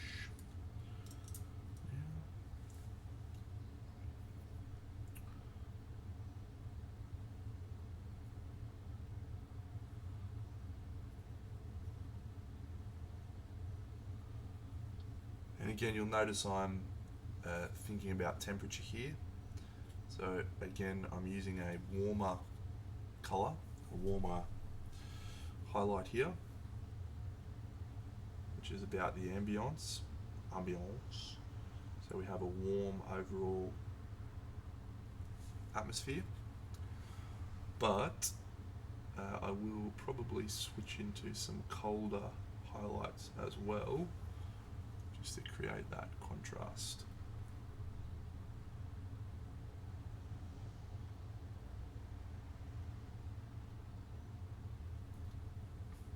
I never have, no. Never have. Tore the place up and down for it, couldn't find it anywhere.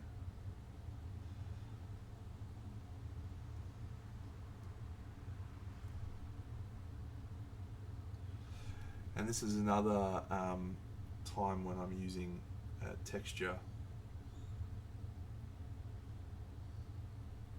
as a contrasting element.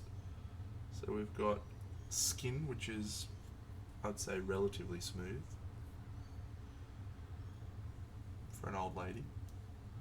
And And we have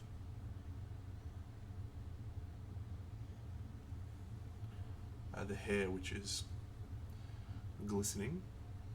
Thanks, top. And now we have a cloak that has a lot of outfit, a lot of rougher elements.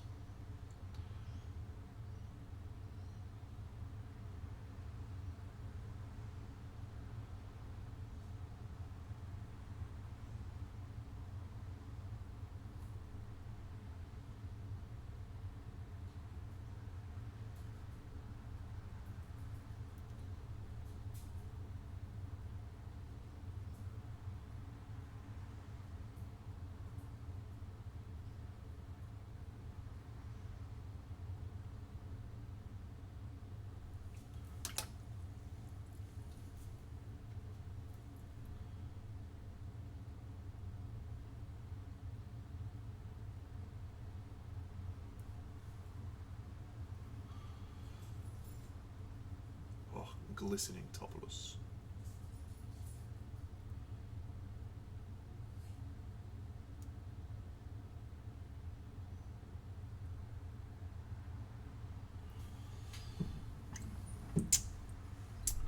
I don't stipple for blending very much at all, no. It's a young Dave Colwell approach, more so than me. I'm much more stipple for texture, and then don't use it to smooth things out.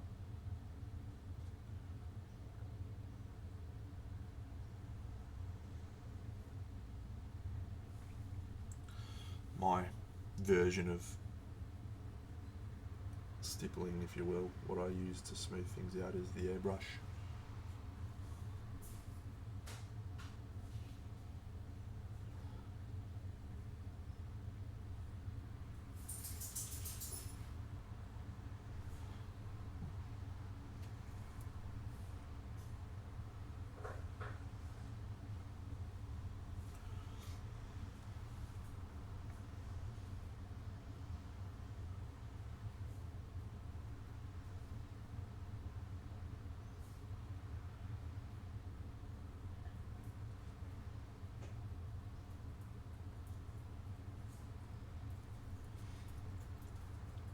Which will come in soon.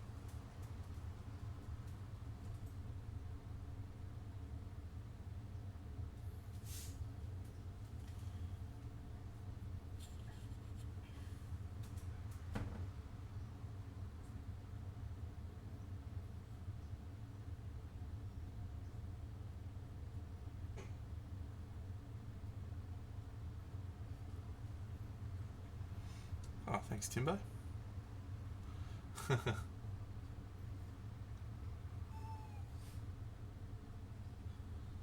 Indeed.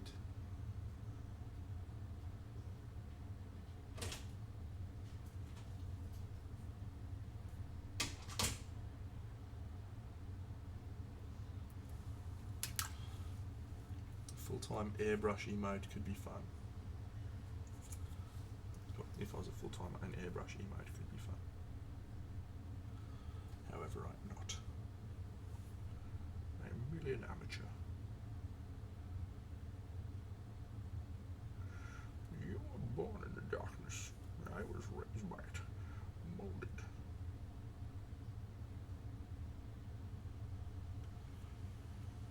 Wonderful.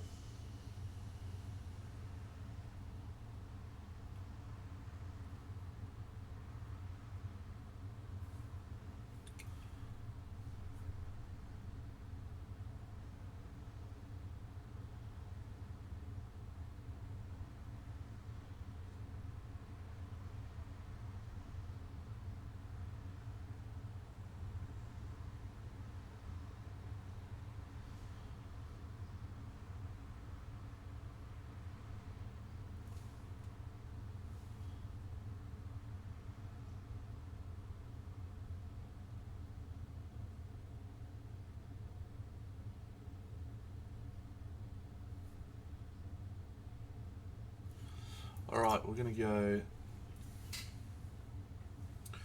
into some crazy stuff, I think.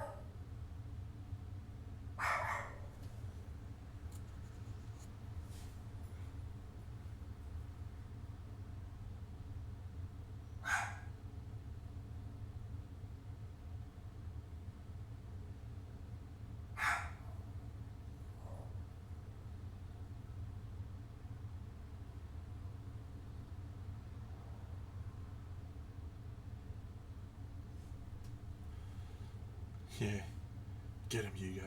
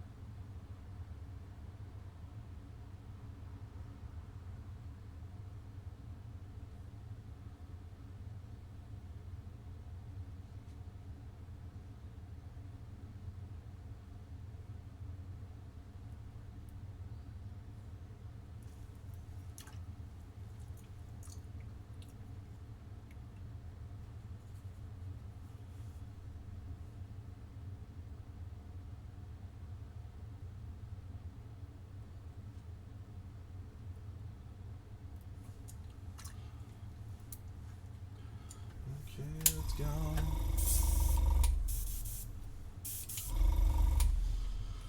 Should I switch to the little airbrush? No, fuck it. We're going to use the big one. We're just going to raw dog this bad boy. What an absolute lunatic you are, Deno.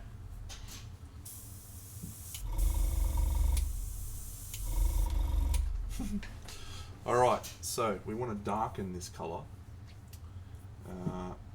And we want to make it... Yeah, Chuck's praise. Let's go, Chuck! And we want to make this more interesting as well. So we're going to use purple. Because purple's the best. And then we'll go into some other colours.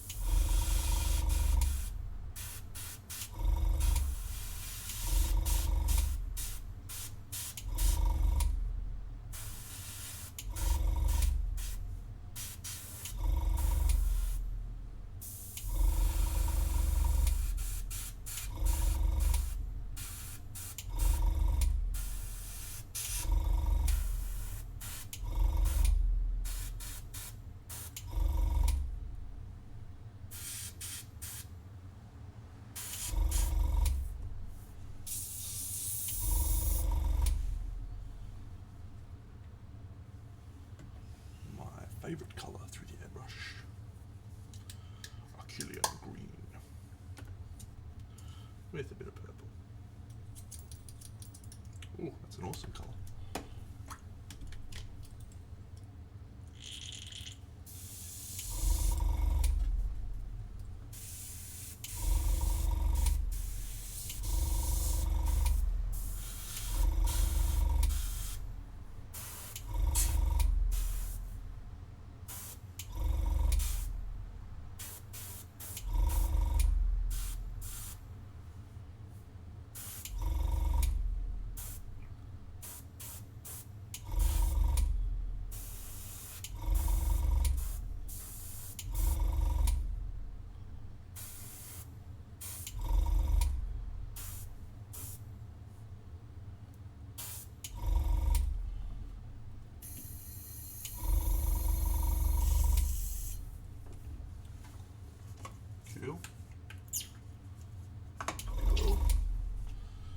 We'll leave it at that for the moment.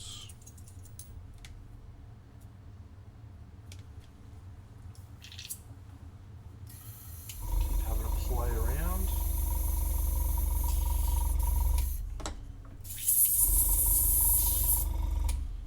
But I set fire to the rain, watched it pour as I touched your face.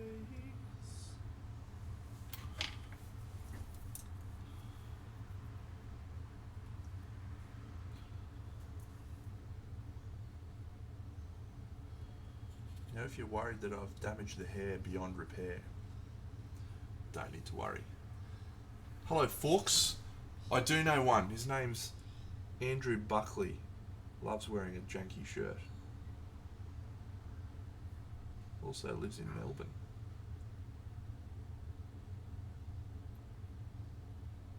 What would you like me to sing? There used to be a great tower alone on the sea. You remain the light on the dark side of me. Love remains a drop that's high enough for something. But did you know that when it snows, my eyes become large and the light that you shine can be seen? And baby, I compare it to a kiss from a rose on the grave. Ooh, the more I get of you, the stranger it feels, yeah.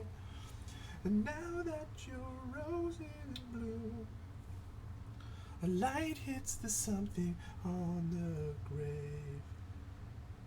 La da da da da da da da da da da.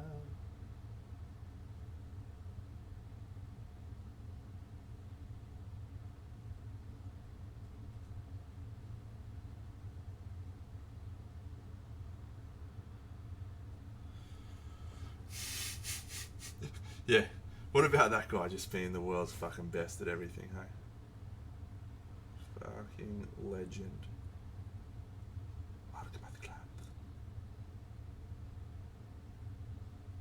I'm sure he can, mate. He's probably in a band. He's probably got everything going on. Alright. Just wanna...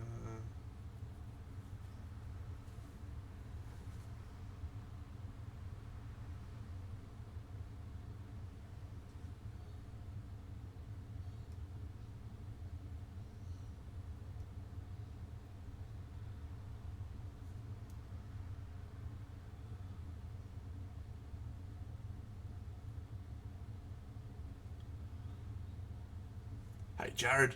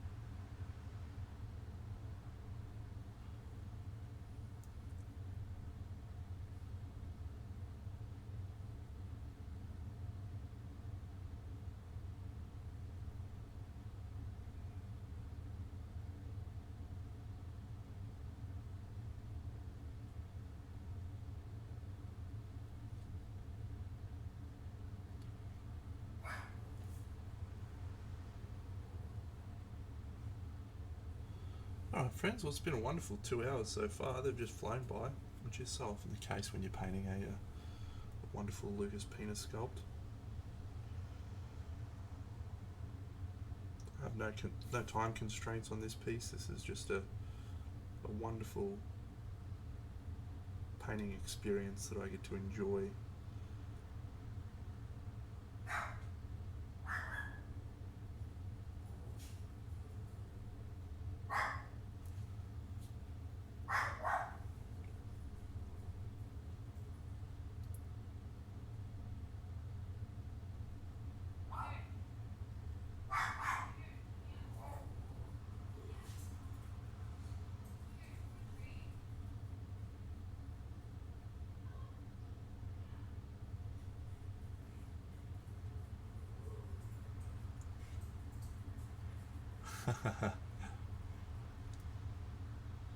Happy 40th, buddy, for the other day. Well done. You young whippersnapper.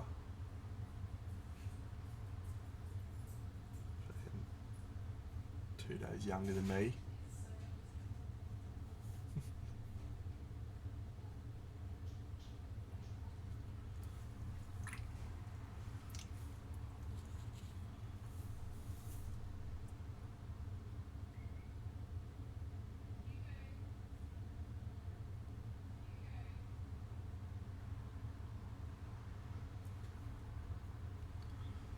Hmm.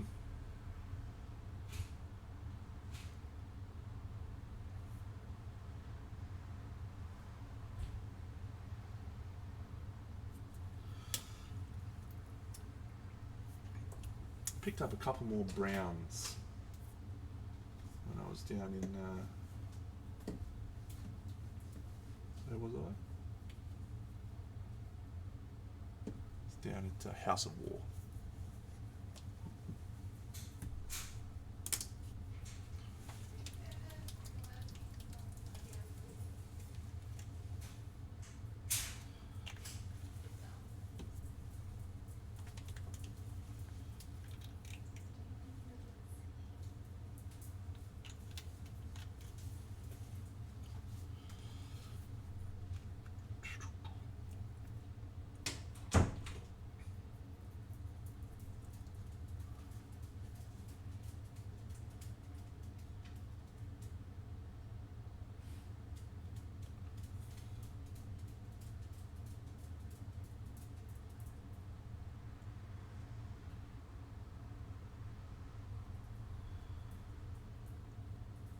So after I get off stream today, I'm probably going to play a little bit of Hogwarts, kick along with that, and then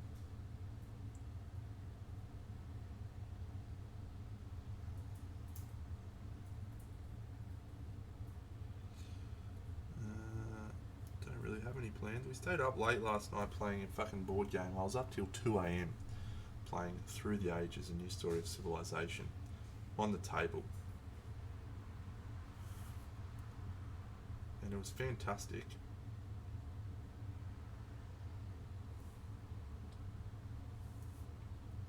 Oh, awesome, Jared.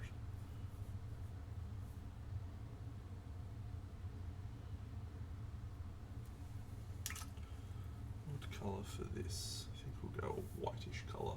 So let's go warm white. So we'll use middle stone.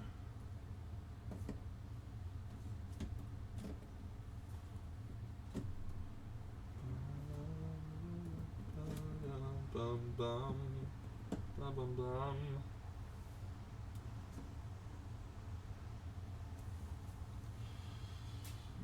Where used to be a green tower alone on the sea? That gonna be dark enough?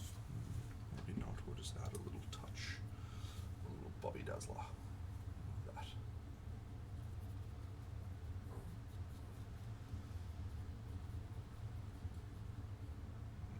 A little greener than I would like, but that's okay.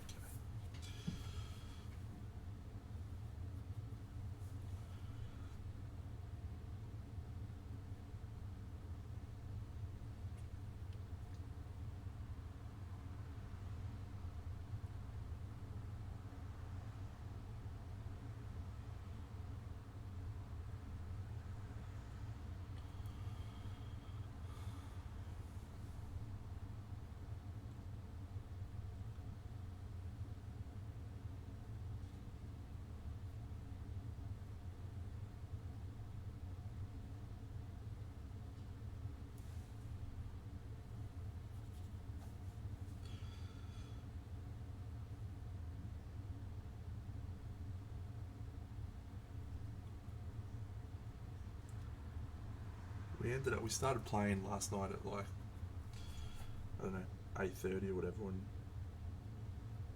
we all rocked up at Koki's house, and then we got dive into teaching the game, and then we got started, and Koki and I played it a lot, but the other two hadn't played it at all, really, one or two, and I just got really into it. I was really enjoying it, and then I looked at my phone as we were into the third age, which is like 2/3 of the way through the game, maybe 3/4. And it's fucking 12:30. We hadn't finished. And I was like, whoa! The time had just flown by though. It was so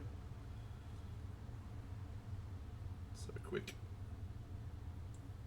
It's a wonderful game. If you want to try it out, you can go and download the app. You'll find it on both the iPhone store and the Apple iPhone store and the Play Store. It's a wonderful game designed by Vlada Shvartil. Through the Ages, a new story of civilization. Currently ranked quite highly on Board Game Geek, but fair warning, it's a very complex game.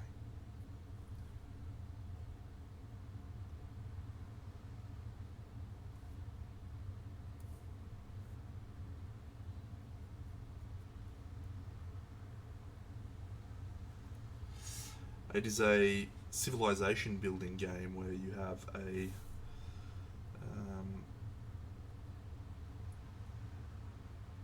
little burgeoning civilization led by a variety of leaders through the ages, as it were, through the ages of your civilization.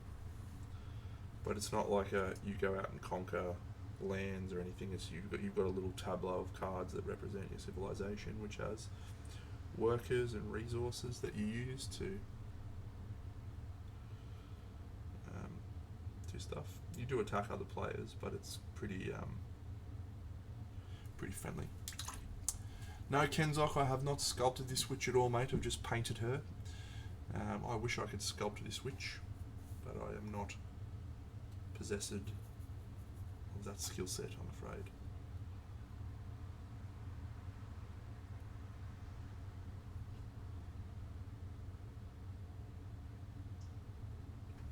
I mean, I can sculpt, but I probably couldn't sculpt this.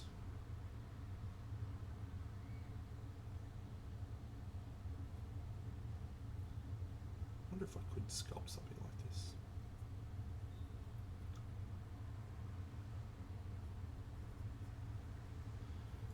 Eventually, I suppose I probably could.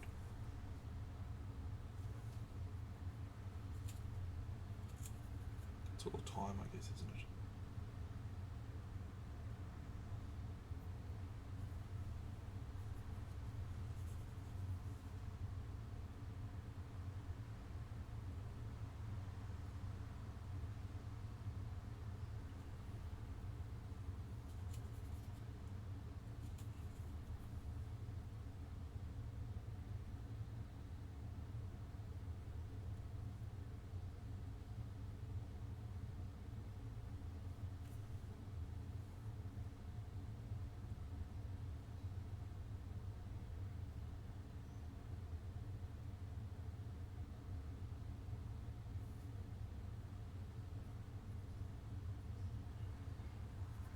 Thank you, mate.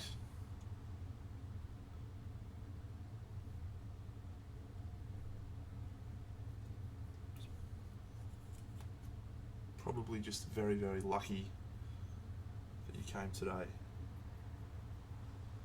I managed to fluke a few good colours.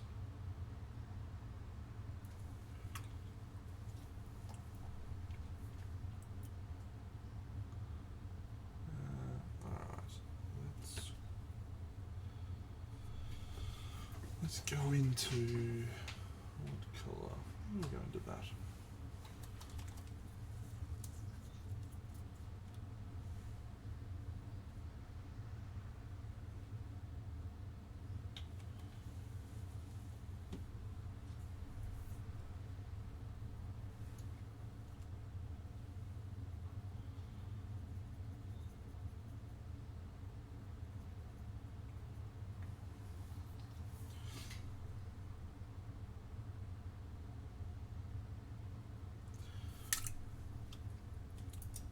You remain.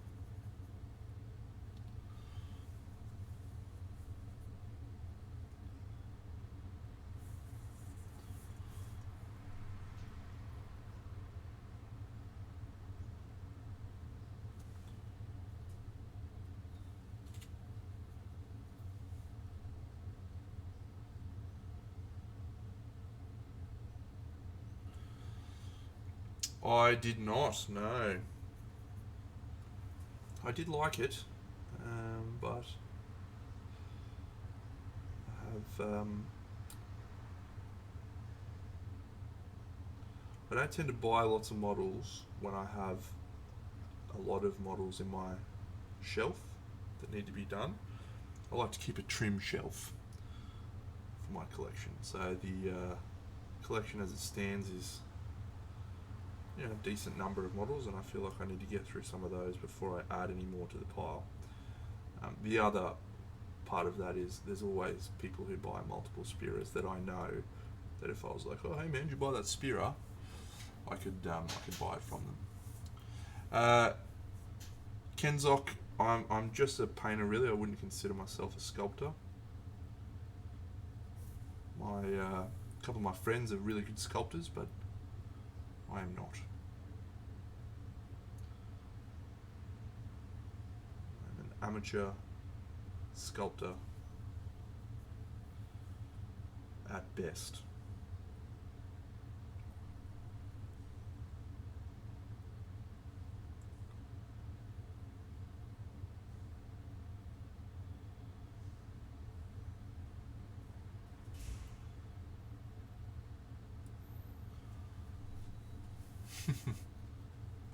Mate, it's so easy.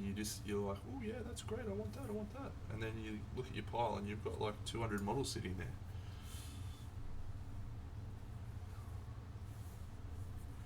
I do indeed consider Seb one of my friends. So yes, hello there, Andrew.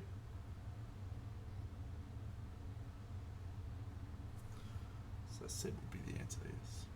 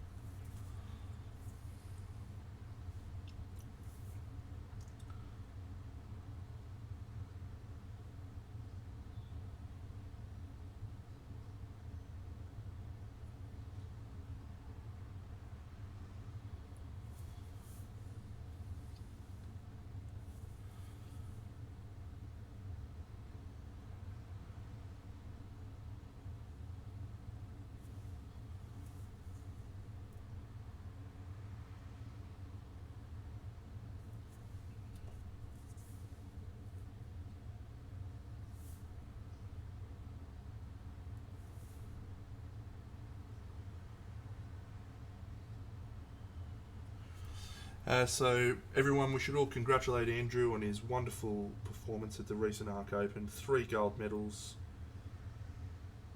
in 3 most hotly contested categories. Well, the 2 most hotly contested categories in single figure and large figure. 3 gold medals. The most successful painter on the weekend in terms of medals. Well done. In terms of gold medals, I should say.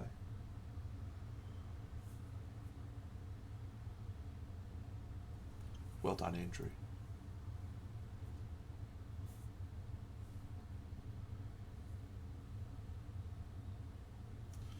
Done a wonderful job, mate.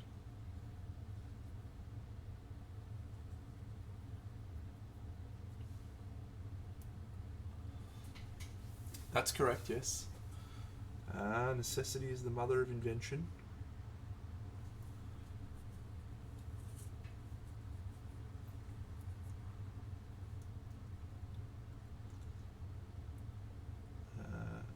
Meg Maples entered a crimson crystal dragon with a magneto that she painted in 3 days and ended up getting a bronze in crystal brush, which is probably one of the most hotly contested. So sometimes that deadline and that focus can bring out your best.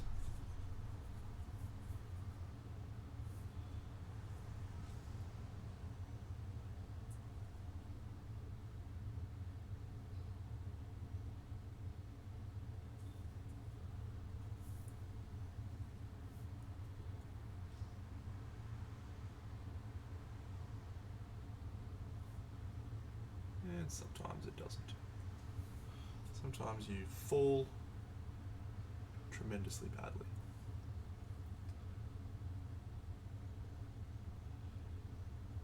Alright, while you're all here now, I'll grab out the piece that I finished yesterday to show off.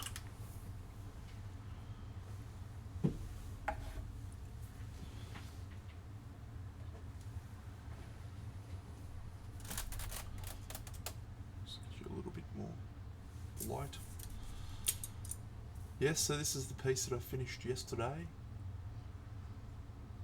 It's very hard to photograph. I'm doing worse at my photos now than I was a few months ago. Don't really know why, but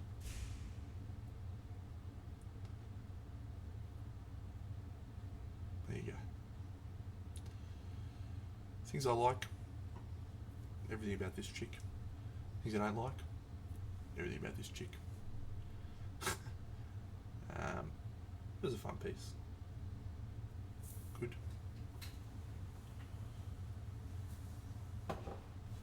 It pops like crazy on the table, which is cool.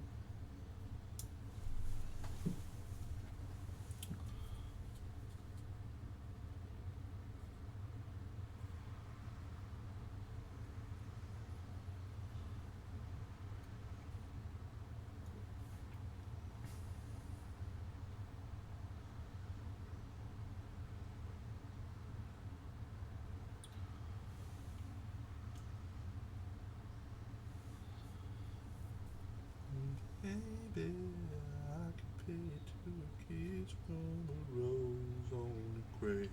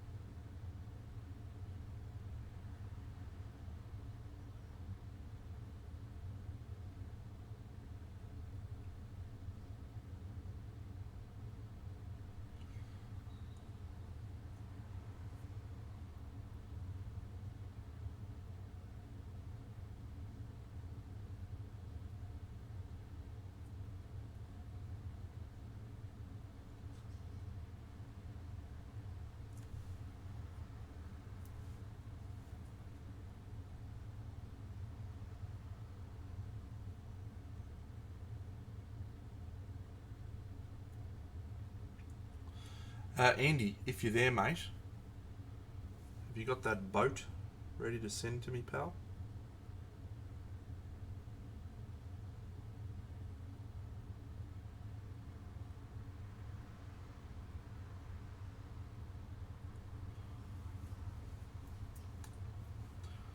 Alright, we're going to do something that I really enjoyed.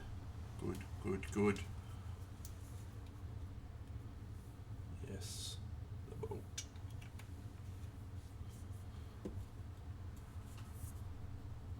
Which is just whipping a little bit of this blue-green into my highlights. Yes.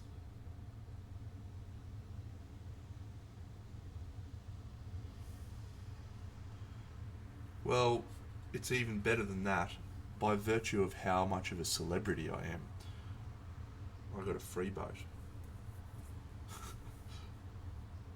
for our Orc Pirate diorama. Now Andy's going to try and claim that he's the celebrity and he's the reason that we got a free boat, but I didn't see him getting any boats until I was there. So, yeah.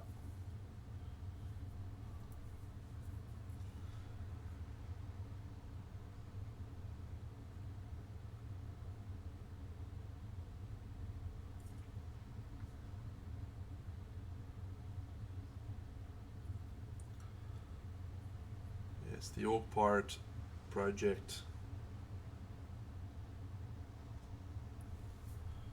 starting to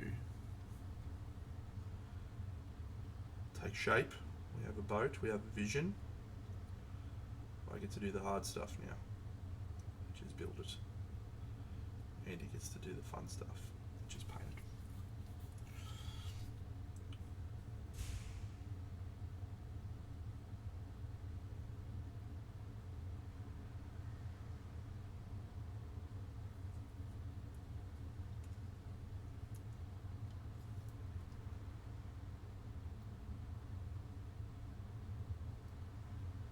Well, if it'd be so much fun, pal, why don't you do it?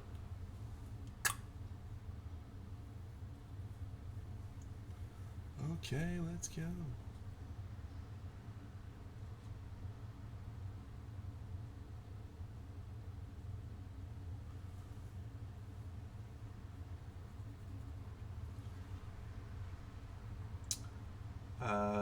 I'm actually sure. I think the boat was just a 3D print. It's going to need a lot more detailing. Oh, what a tremendous recovery there, Andrew.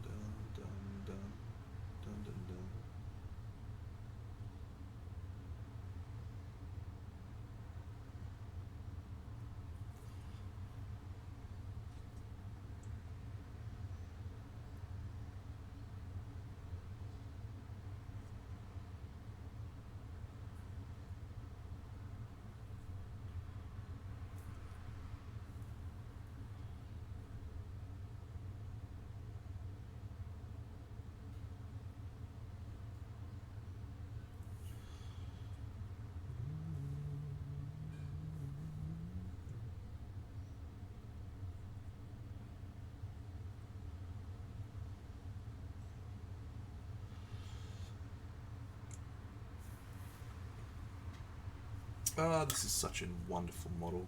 What an absolute delight it is to paint this model. An absolute wonder. A feast for the senses.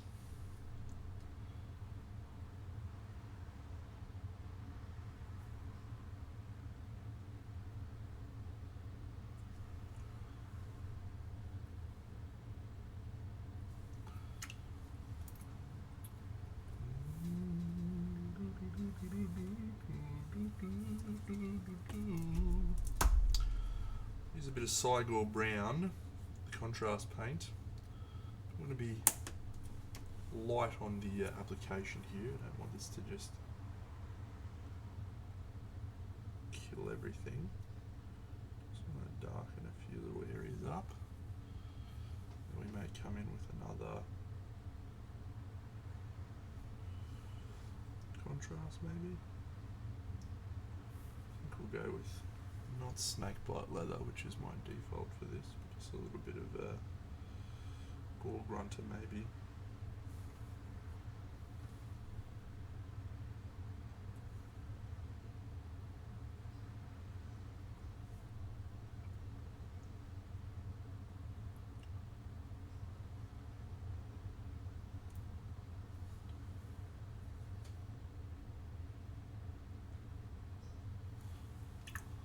Yep. A little bit of gore grunter in my life.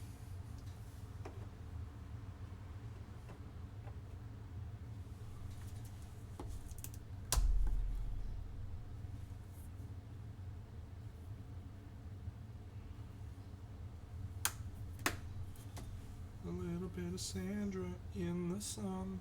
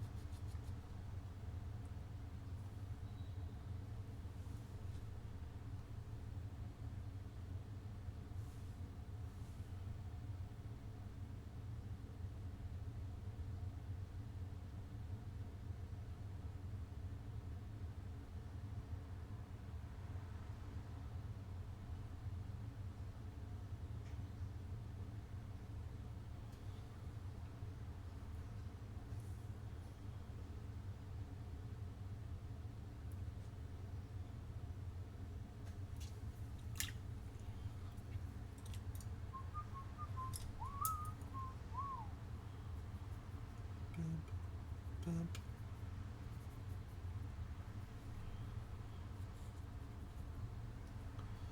So I've had a tendency to do a lot of greens and teals on my last few projects. And I think I'm going to try and stay away from green a little bit on this one.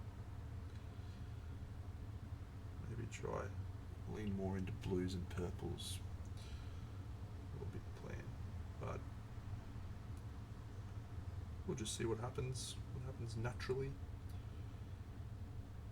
Unlike a number of other painters I know, I just make shit up as I go along. We don't plan any of that stuff, it all just happens. Naturally, ergonomically, serendipitously.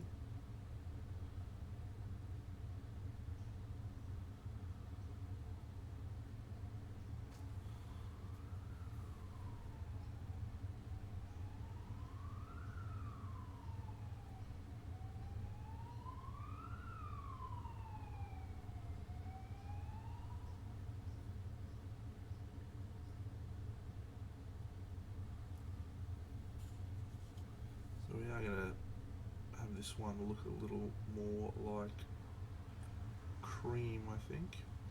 Cream, get on top. Cream, don't you stop. Cream, shabba-in now. Cream,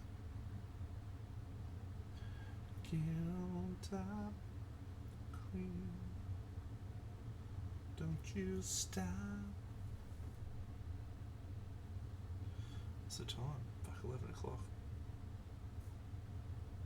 I'm hungry. Feeling hungry.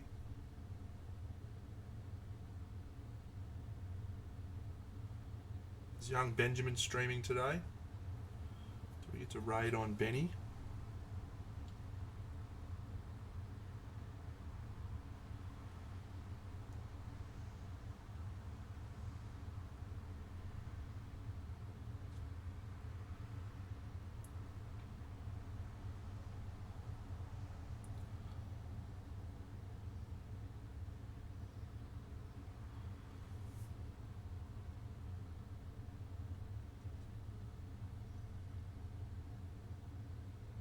Are you streaming tonight, Top? It's probably too late for you, is it? Oh no, it's not about 8 or 9 o'clock for you, I think.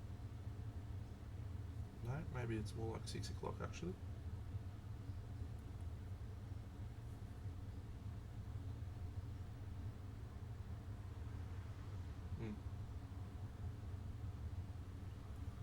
Yeah. Just remembered he's in the wonderful Seattle, which is closer to me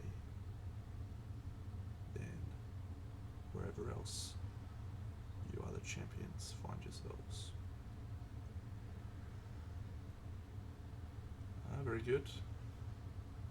Tomorrow is Monday for me, so I won't be raiding you then. But I'll be streaming tomorrow night, which will not be the time that is convenient for you, as I'm sure you know, having been participating in my stream since almost the very beginning.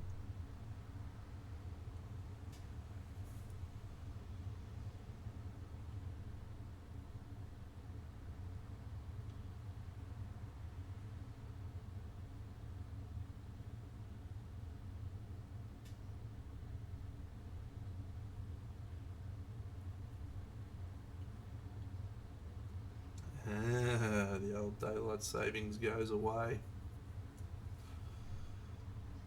Unlucky.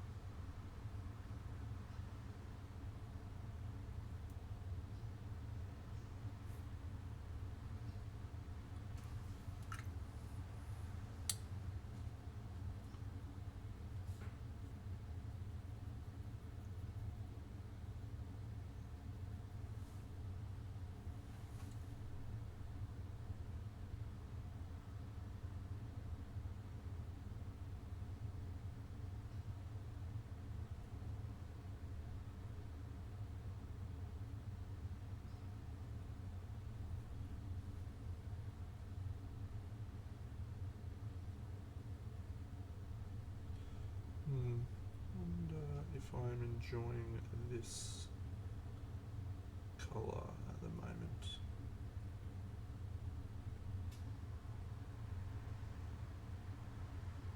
It's okay, but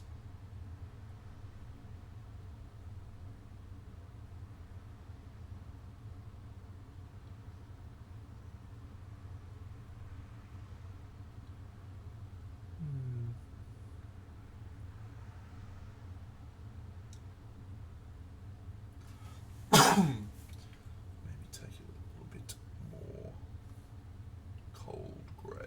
Cold grey.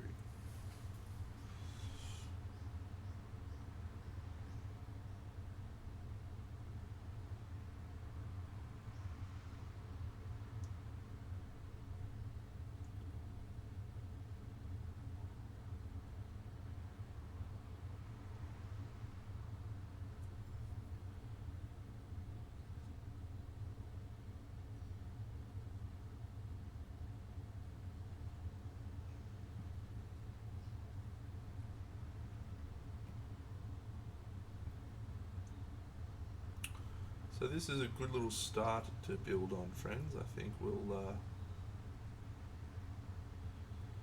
be able to tweak and refine this pretty nicely.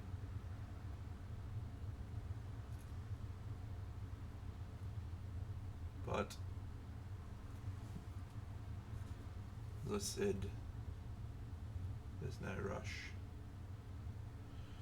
We might even start playing around with one of the other models tomorrow on Party Monday and see if we can start to build the ambience of the overall scene.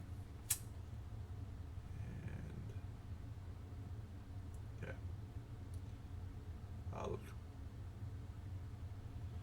this has always just got to be a joy to paint.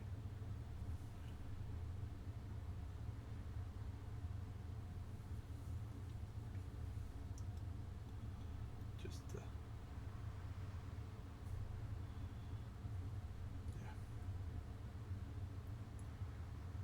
wonderful, wonderful, wonderful figures.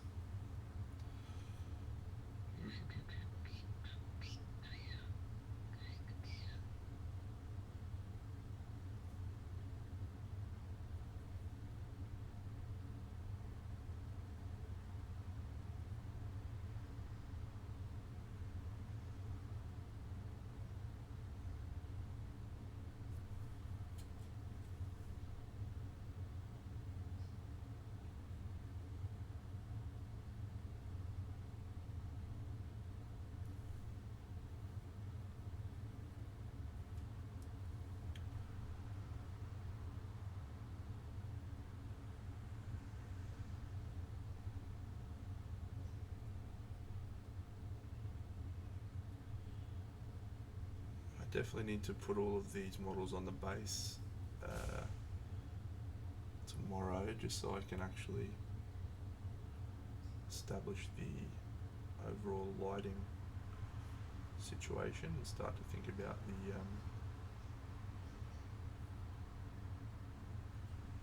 the OSL, if any, which at this stage I think is definitely going to be included.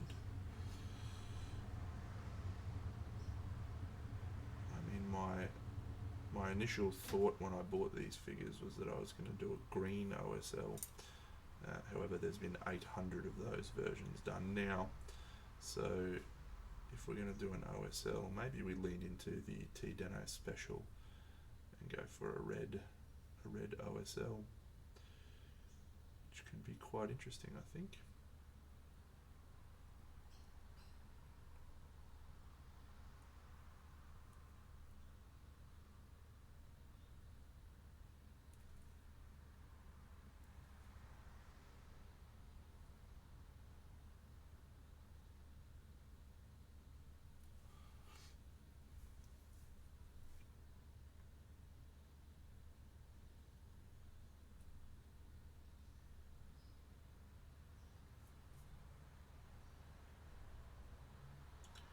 It might be nice to incorporate a little bit of freehand as well into these figures somehow.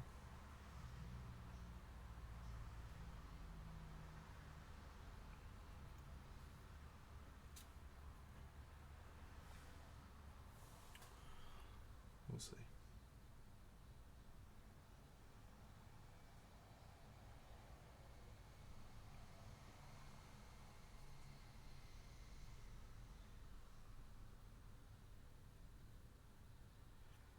I think it's fair to say this has been a promising start. It's been a promising 3 hours of painting.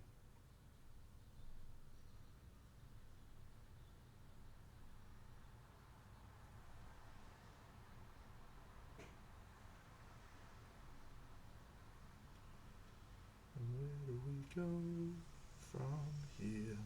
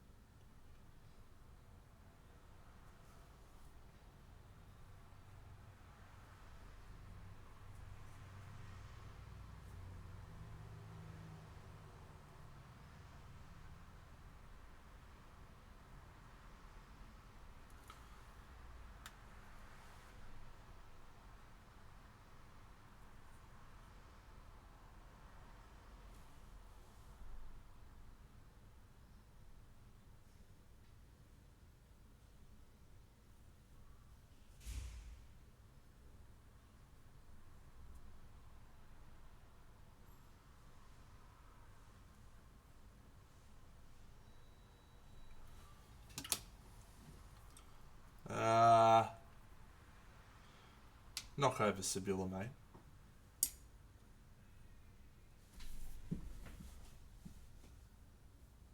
Cool. Alright, friends. We'll pack it up there, I think, and Andy and I will be back tomorrow night for a wonderful Party Monday. And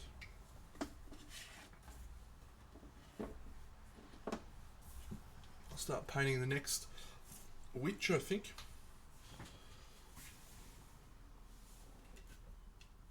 Might just do a little matte layer.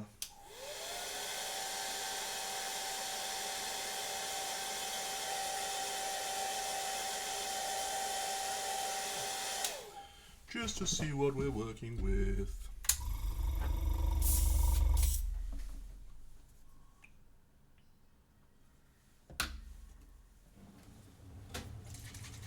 See you, Timbo.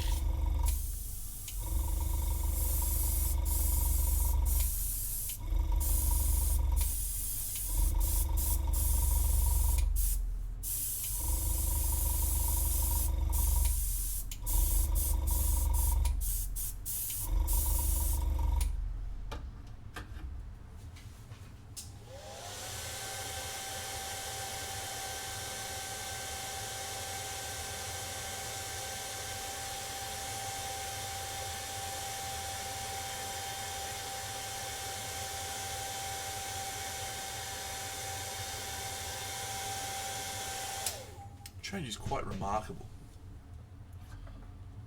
I'm pretty sure you've already posted in the Dirty Paint Water in chat, mate, and I have seen it. And since you did not ask for feedback, I shan't be giving any. But I will say that it is an interesting concept.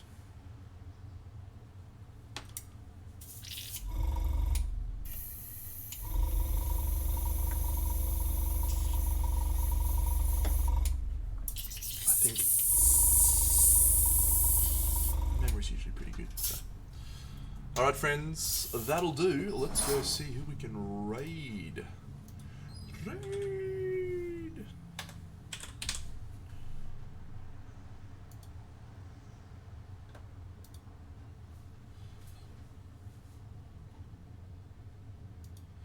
Who can we raid today? Thanks, Topolus. We we have Monster Den Minis and Good Jesse. Let's just go see if there's any other miniature figures tags.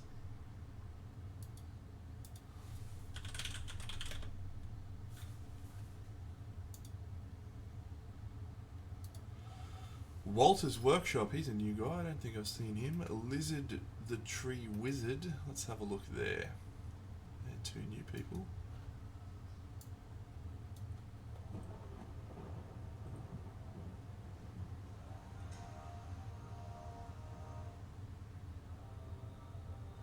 Is this Lizard the Tree Wizard for real, having streamed for 45 hours? Holy shitballs. That's a no from me. Walter's Workshop. What are you painting, Walter? Ooh. We're in for Walter, friends. Let's go raid on Walter.